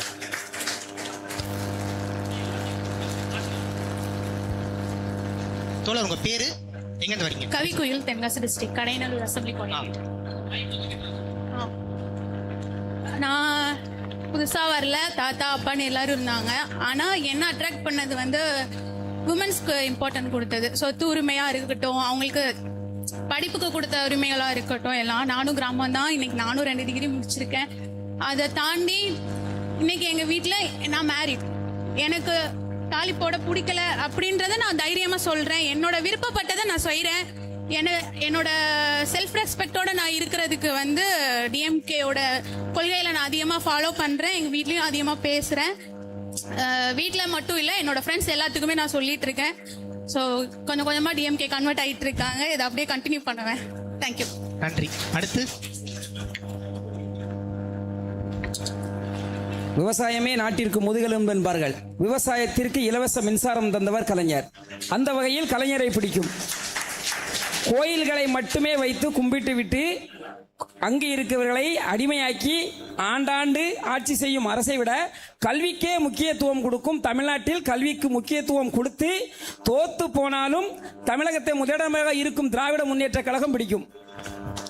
அதற்கடுத்தால உலகமே நம்மை உற்று நோக்கக்கூடிய ஒவ்வொரு திட்டமும் நம்மால் மட்டுமே செயல்படுத்த முடியும். எந்த ஆட்சியாக இருந்தாலும் தமிழகத்தில் பல்நெடுங்கால ஆட்சியில் பார்த்தீங்கன்னா ஒரு சாதனை என்றால் திராவிட முன்னேற்ற கழகமாக தான் இருக்கும். அதாவது தொலைநோக்கு திட்டம் எல்லாமே சும்மா பேசிட்டு ஒரு பால் கொடுக்குமாற சைக்கிளு சின்ன சின்ன பொருளை தான் கொடுப்பாங்க. பாலம், ரோடு, சாலை வசதி, குடிநீர், உணவு எல்லாமே பார்த்தீங்கன்னா திராவிட முன்னேற்ற கழகத்தால் மட்டும்தான் கொடுக்க முடியும். காமராஜர் 13 அணைகள் கட்டினார் என்பார்கள். திராவிட முன்னேற்ற கழகம் டாக்டர் கலைஞர் 33 அணைகள் கட்டியுள்ளார். குடிநீர், மக்களுக்கு வாழ்வாதாரத்தை கொடுக்கக்கூடிய ஒரே அரசு இந்தியாவிலே தமிழ்நாடு முத்துவேல் கருணாநிதி ஸ்டாலின் நமது திராவிட முன்னேற்ற கழகம். இந்த கொள்கையை நாம் அனைவருக்கும் சொல்லிக் கொண்டே இருக்கிறோம். இதை நாம் பரப்பினால் இன்ஸ்டாகிராமில் பரப்பினால் நிச்சயமாக நான் ஆட்சியை பிடித்துக் கொண்டே இருக்கலாம். காமராஜருடைய நீட்சி தான் கலைஞர் நான் பாக்குறேன். ஏன்னா காமராஜர் பள்ளிக்கூடங்கள் கட்ட ஆரம்பிச்சாருன்னா இன்னைக்கு அதை ஒவ்வொரு கிராமங்களுக்கும் எடுத்துட்டு போன இடத்துல கலைஞர் இருப்பாரு. அவர் வந்து மதிய உணவுன்னு ஆரம்பிச்சாருன்னா இன்னைக்கு ஸ்டாலின் வந்து அதை காலை உணவுன்னு கொண்டு ஒவ்வொரு தலைவர்களும் அதோடைய நீட்சியாக தொடர்ச்சியா இருக்காங்க. கண்டிப்பா திமுக சாதனைகளை வந்து ஒரு நிமிஷத்துல முடிக்க முடியாது. ரொம்ப நன்றிண்ணே. என் பேர் வந்து விக்னேஷ். நான் வந்து எனக்கு தனிப்பட்ட முறையில் இது கிடைச்சிச்சு, இந்த திட்டத்தினால நான் பலனடைஞ்சேன், எங்கள் வீட்டில் பலனடைஞ்சாங்க அப்படிங்கிறதுக்காக நான் திமுகவை ஆதரிக்கல. இன்னைக்கு இந்தியாவில் வந்து இந்தியா கூட்டணியில் இருக்கிற பல கட்சிகள் இருக்கு. அகிலேஷ் யாதவ் இருக்கிறாரு, தேஜஸ்வி யாதவ், அரவிந்த் கெஜ்ரிவால், எல்லாருமே பிஜேபி எதிர்க்கிறாங்க, எல்லாருமே பாஜக எதிர்க்கிறாங்க. ஆனால் பாஜக வந்து பார்த்து பதற கட்சி, அந்த கட்சி இருக்கவே கூடாதா இந்தியாவில் அப்படின்னு நினைக்கிற ஒரே கட்சி திமுக தான். ஏன் அப்படின்னா ஏன் அப்படின்னா எல்லாருமே எதிர்க்கிறாங்க பிஜேபியை. ஆனா கருத்தியல் ரீதியா எதிர்க்கிற இந்தியாவில் வந்து கருத்தியல் ரீதியா பிஜேபி எதிர்க்கிற ஒரே கட்சி திமுக தான். சனாதனம் ஒழிகன்னு சொல்ற திராணியும் தகுதியும் அதுக்கான தெம்பு இருக்கிற ஒரே இயக்கம், ஒரே தலைவர்கள் இருக்கிற ஒரே இயக்கம் வந்து திமுக தான். ஏன்னா நம்ம இத்தனை வருஷம் நம்மளை பின்னோக்கி இழுத்தது இந்த சனாதானம் தான். இந்த சனாதானம், இந்த இந்துத்துவம், இந்த கருத்தியல் தான். அதுக்கு எதிராக களமாடுற ஒரே கட்சி, கருத்தியல் ரீதியா களமாடுற ஒரே கட்சி வந்து திமுக தான். அதனால நான் வந்து திமுக ஆதரிக்கிறேன். இன்னைக்கு இருக்கிற இந்த தாவேகா எல்லாமே வந்து ஒரு டெம்பரரியா உள்ள வர்ற ஒரு கூட்டம் தான். அதனால அதெல்லாம் வந்து பெரிய விஷயம்லாம் இல்லை. நம்மளோட இலக்குங்கிறது வந்து ரொம்ப பெருசு. அதை செய்து முடிக்கிறதுக்கான சக்தி இருக்க ஒரே கட்சி திமுக தான் நான் நினைக்கிறேன். நன்றிண்ணே. ராகுல் காந்தி அவர் கொஞ்ச நாளைக்கு முன்னாடி நம்ம கூட கூட்டணியில் இருக்கும்போது ஒரு வார்த்தை சொல்லிருப்பாரு. இப்போ அவர் நமக்கு உடன்பாடுலாம் கூட இந்தியா முழுக்க காங்கிரஸ் நான் எதிர்க்கிறதுக்கு வேணா பாஜக எதிர்க்கிறதுக்கு காங்கிரஸ் இருக்கு, ஆனா RSS சித்தாந்தத்தை எதிர்க்கிறதுக்கு இந்தியாவிலேயே திமுக மட்டும்தான் இருக்குன்னு சொல்லிருப்பாரு. அவர் சொன்ன வார்த்தை ரொம்ப முக்கியமானது. சித்தாந்த எதிரிகளை எதிர்கொள்ளக்கூடிய ஒரே திராணியும் தெம்பும் உள்ள கட்சி திமுக மட்டும்தான். அடுத்ததாக வேற யாராவது சொல்லுங்க. அனைவருக்கும் வணக்கம். என்னுடைய பேர் ராஜேஷ். இன்னைக்கு திராவிட முன்னேற்ற கழகம் என்ற ஒன்று இல்லைன்னு சொன்னா தமிழ்நாடே இல்லை. ஏனென்றால் இன்னைக்கு தமிழ்நாட்டில் வந்து மதவாதத்தை எதிர்க்கக்கூடிய ஒரு சக்தி என்று சொன்னால் அது திராவிட முன்னேற்ற கழகம் தான். ஆரியத்தை எதிர்க்கக்கூடிய சக்தி என்று சொன்னால் திராவிட முன்னேற்ற கழகம். இந்தி மொழியை உள்ளே நுழைய விடாமல் தடுத்த ஒரு கழகம் என்று சொன்னால் திராவிட முன்னேற்ற கழகம். அதாவது எல்லாரும் சொல்றாங்க இந்தி மொழியை வந்து தேசிய மொழியா மாற்றணும் அப்படின்னு சொல்றாங்க. ஆனா அறிஞர் அண்ணா சொல்றாரு, ஏன் நீங்க இந்தி மொழியை வந்து தேசிய மொழியா மாற்றணும் அப்படின்னு அவர் கேட்கிறாரு.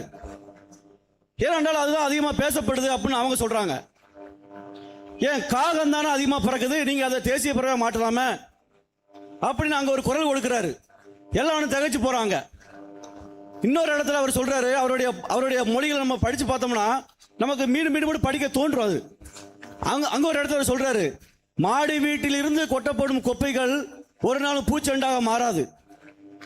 கூட்டம் அதிகமா இருக்கலாம், ஆனா அதுக்காக நீங்க பேசுறது எல்லாம் நமக்கு தேனாக மாறாது. இதான் அவர் அங்க சொன்னாரு. திராவிட முன்னேற்ற கழகம் என்ற ஒன்று இல்லாமல் இருந்திருந்தால் இந்த தமிழ்நாடே இருக்காது. தமிழ்நாடு என்று நம்மளால சொல்லவும் முடியாது. அப்பேற்பட்ட ஒரு கழகத்தை நிறுவி கொடுத்த பேரறிஞர் அண்ணா, முத்தமிழறிஞர், அதுபோல முத்துவேல் கருணாநிதி ஸ்டாலின் இவர்கள்லாம் நம்மளுடைய நாட்டில் இல்லைன்னு சொன்னா நாமெல்லாம் அங்க உயிரோட வாழ்வதே கடினம் தான். அப்பேற்பட்ட ஒரு கழகத்தை உருவாக்கி கொடுத்த எங்களுடைய முன்னோர்களுக்கு எங்களுடைய அன்பையும் வணக்கத்தையும் வாழ்க வாழ்க என்று மொழிகிறேன். வாழ்க வணக்கம் தமிழ்நாடு. நன்றிண்ணே, நன்றிண்ணே, ரொம்ப நன்றிண்ணே. கலைஞர் ஐயாவும் சரி, முத்துவேல் கருணாநிதி ஸ்டாலின் ஐயாவும் சரி, தமிழுக்கு கொடுத்த முக்கியத்துவமும் அவங்களோட கொள்கையும் எனக்கு ரொம்ப பிடிச்சிருந்தது. அதனால நான் திமுகவுக்கு சப்போர்ட் பண்றேன். என்னோட பேரு மணிகண்டன். ரொம்ப நன்றி. ஏன்னா இங்க தமிழ்நாட்டில் தமிழ் கட்டாய மொழின்னு முதல்ல நம்ம தான் கொண்டு வந்தோம். இப்ப சமீபத்தில் பஞ்சாப் கொண்டு வந்துச்சு. மும்மொழி கல்விக் கொள்கை திணிக்கி பார்த்த உடனே மகாராஷ்டிரா கொண்டு வருது. ஆனா நம்ம எப்ப கொண்டு வந்தோம்? ஒரு 20 வருஷத்துக்கு முன்னாடி கலைஞர் முதல்ல சாதிச்சு காட்டுறாரு. அப்படி பல திட்டங்களை கொண்டு வந்திருக்காங்க. அண்ணன் சொல்லும்போது சொல்லணும்னு தோணுச்சு, அதனால தான். அடுத்து லாஸ்டா ஒன்று சொல்ல விரும்புதேன். நான் சொல்லுவேன், கெத்தா சொல்லுவேன், நான் வந்து திமுகவோட கொள்கை வாரிசுன்னு. நன்றி, நன்றி, நன்றி, நன்றி. எல்லாருக்கும் வணக்கம். என்னோட பேர் கலை. இங்கே ஆளாளுக்கு எவ்வளோ திட்டம் சொன்னாங்க. ஆனால் கலைஞரின் காப்பீட்டு தொகைன்னு ஒரு திட்டம் இருக்குது. அந்த திட்டத்து மூலமாக பயனடைஞ்சலாம் நானும் ஒருத்தன். ஒரு இன்சூரி ஆகி சர்ஜரி ஒன்று பண்ண வேண்டிய இருந்துச்சு. ஆனால் அமௌண்ட் இல்லை அப்படிங்கும்போது கலைஞரின் காப்பீட்டு தொகைன்னு ஒரு திட்டம் இருக்குன்னு சொன்னாங்க. அது மூலமாக பண்ணதில் இலவசமாக பண்ணி கொடுத்தாங்க. அதில் சர்ஜரி பண்ணி நானும் பயனடைஞ்சிருக்கேன், எங்கள் வீட்டில் எல்லாருமே பயனடைஞ்சிருக்காங்க. அதோட அப்பாவும் டிஎம்கே தான், நானும் அதே டிஎம்கே தான். அந்த பயனடைஞ்ச மூலமா எனக்கு டிஎம்கே ரொம்ப பிடிக்கும், அதோட அப்பாவும் ரொம்ப பிடிக்கும். அதனால அப்படியே நானும் டிஎம்கே தான். ரொம்ப நன்றி, ரொம்ப நன்றி. என்னன்னா இதெல்லாம் நம்ம பேச மறந்ததால தான் பேசக்கூடாத கூட்டம் இன்னைக்கு பேசிக்கிட்டு இருக்கு. அப்ப யார் யாரெல்லாம் இங்க ஒரு சின்ன அரங்கத்துக்குள்ளே இத்தனை பேர் இருக்காங்க, அப்ப சொல்லிக்கிட்டே இருக்கணும். அதுக்காக தான் இந்த நிகழ்ச்சி. அண்ணா உங்க பேரு? என் பேர் கபில். நான் ஒரு பொறியியல் பட்டதாரி. கிட்டத்தட்ட 2006ஆம் ஆண்டு தலைவர் கலைஞர் அவர்கள் வந்து பொறியியலுக்கு நுழைவுத் தேர்வுன்னு ஒன்று இருந்துச்சு. அப்போ ஏழை மாணவர்கள் வந்து நுழைவுத் தேர்வில் தேர்வாக முடியாத நிலைமையில் இருந்த டயத்தில் 2006ஆம் ஆண்டு முன்னாள் அண்ணால் பல்கலைக்கழக துணைவேந்தர் அனந்தகிருஷ்ணன் அவர்கள் தலைமையில் ஒரு குழுவை அமைச்சு 2007ஆம் ஆண்டு தலைவர் கலைஞர் அவர்கள் ஒரு தீர்மானம் போடுறாரு. தமிழ்நாட்டில் இன்னுமே பொறியியல் படிப்புக்கு நுழைவுத் தேர்வு கிடையாது அப்படின்ட்டு. அதனால இன்னைக்கு வரைக்கும் என்னை போன்ற பல இளைஞர்கள் இன்ஜினியரிங் முடித்து இன்னைக்கு நிறைய ஃபீல்டில் இருக்காங்கன்னா அது காரணம் தலைவர் கலைஞரோட இந்த முத்தான திட்டங்கள். இதுக்காண்டியே நாங்கள் வந்து தலைவர் கலைஞரோடையும் திமுகவையும் ஆதரிக்கேன். ரொம்ப நன்றிண்ணே, ரொம்ப நன்றி. ஏன்னா இப்பெல்லாம் பொறியியல் படிப்பு எதுக்கு நிறைய பேர் படிக்கிறாங்க அப்படின்னு சொல்லிட்டு கலைஞர் ஒரு விஷயத்தை உருவாக்குறாருன்னா அதுக்கு ஆப்போசிட்டாக ஒரு ப்ரொபகண்டா பண்ணிட்டே இருப்பாங்க. படிக்கணும்னு சொன்னால் இங்கே படிக்காதவன்னு சொல்லிட்டு ஒரு படம் எடுத்துட்டு இருப்பாங்க. அங்கே ஒரு ப்ரொபகண்டா நடந்துகிட்டே இருக்கும். அதனால தான் நமக்கு இது வரலாறுலாம் தெரியாமல் போயிடுச்சு. ரொம்ப நன்றிண்ணே. எல்லாருக்கும் வணக்கம். இறைவனார்.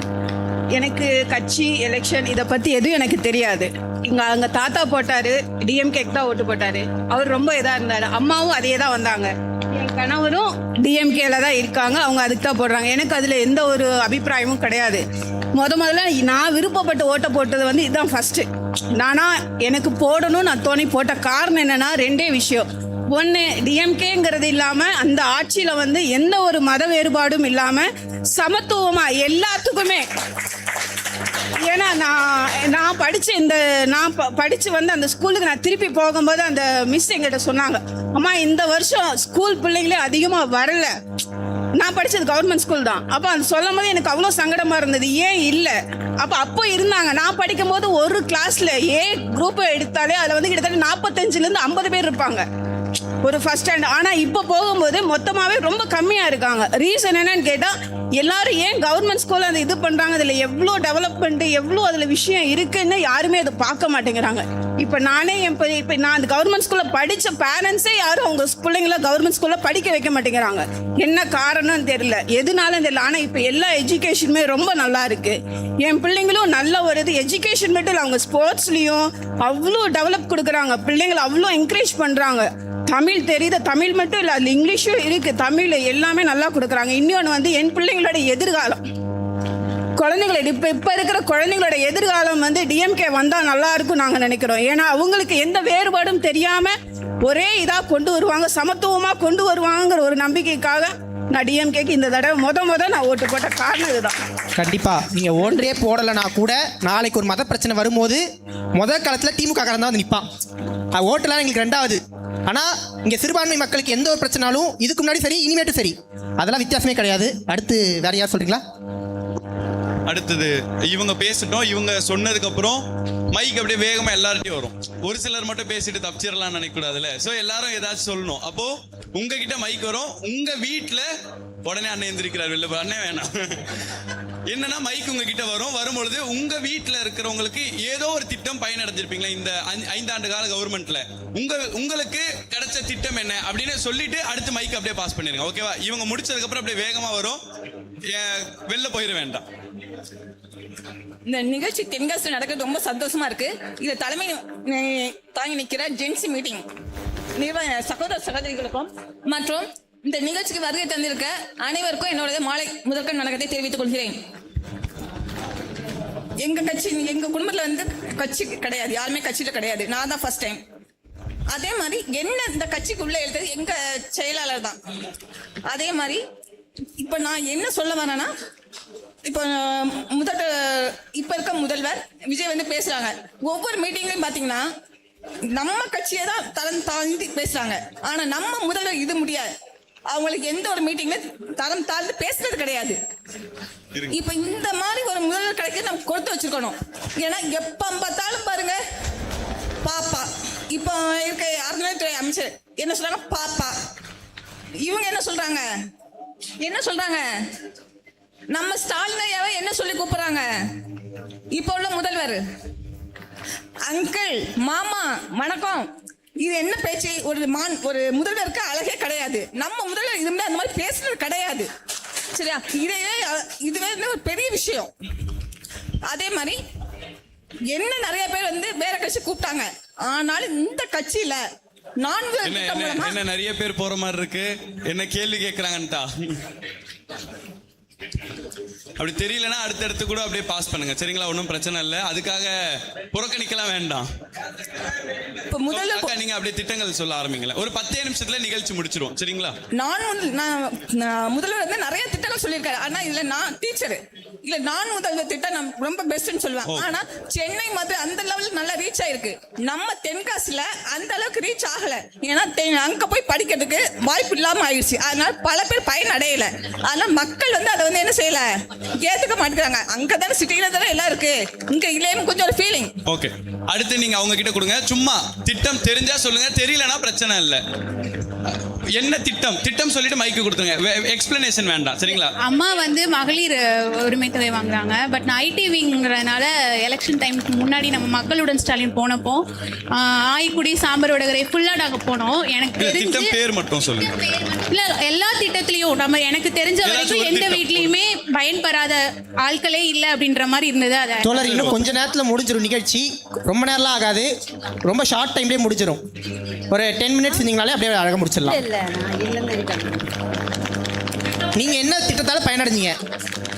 இல்லம் தேடி கல்வி நன்றி. அடுத்து இல்ல அடுத்து கொடுத்துருங்க. தெரியலனா பிரச்சனை இல்ல. இந்த செஷனை நிப்பாட்டிடலாமா வேண்டாமா? தமிழ் புதல்வன். தமிழ் புதல்வன். சரி, ஓகே. அடுத்து இங்க அண்ணன் சரி, இந்த ஃபர்ஸ்ட் ரோவோட நாங்க முடிச்சிடறோம், சரிங்களா? பின்னாடி வேண்டாம். மருத்துவம். எனக்கு பையனுக்கு உடம்பு இல்லாமல் இருந்தது. தென்காசி கவர்மெண்ட்டில் பார்த்தோம். அது அமைச்சர் சொல்லி மாவட்ட செயலாளர் சொல்லி சரி பண்ணி கொடுத்தாங்க. மருத்துவம். அடுத்து நல்லது. போன ஆட்சியில் இருக்கும்போது விவசாய கலந்து அப்படியே முழுசா தள்ளுபடி பண்ணாங்க. இந்த ஆட்சியில் இருக்கும்போது 50% தள்ளுபடி பண்ணாங்க. அதனால போன ஆட்சியில் வந்து எங்களுக்கு வந்து 1 லட்ச ரூபா ஃபுல்லா கடன் தள்ளுபடி பண்ணி. சூப்பர். நம்ம எல்லாரும் இப்போ ஒரு குரூப் போட்டோ எடுத்து இந்த நிகழ்ச்சி அப்படியே முடிச்சுக்கலாங்களா? ஒரு குரூப் போட்டோ மட்டும் எடுத்துட்டு நம்ம அப்படியே நிகழ்ச்சி முடிச்சுக்கலாம். அப்படியே முன்னாடி உட்காந்துக்கோங்க, ரொம்ப கேப் தெரிய வேண்டாம்.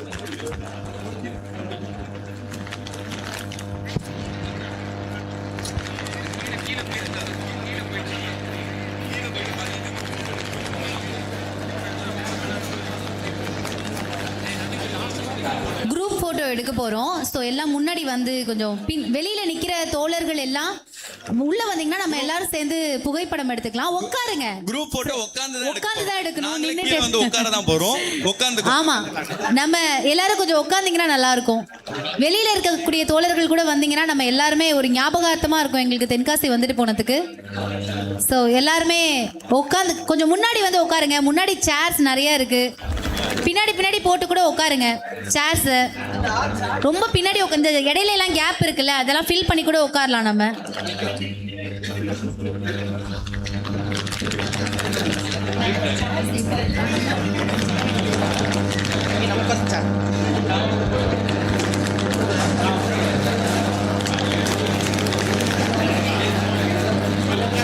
சரி, உட்காந்துட்டீங்களா?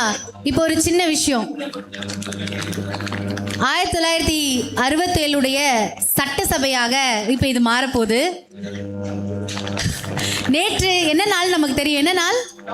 தமிழ்நாடு அப்படிங்கிற பெயர் வச்ச நாள்.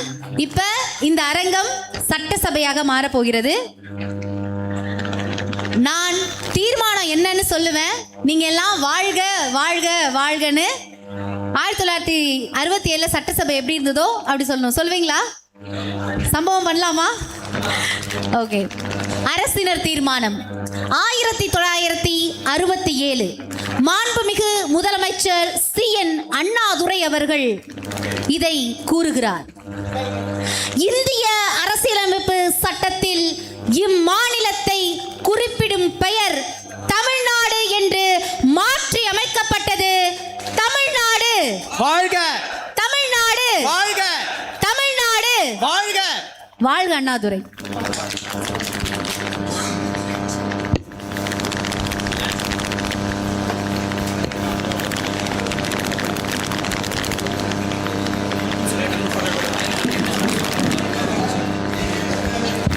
குரூப் போட்டோ எடுக்கும்போது உங்களுடைய கைகள் அந்த பேட்ச் இருக்கும்ல, அதை கை தூக்கி காட்டினீங்கன்னா கொஞ்சம் நல்லா இருக்கும்.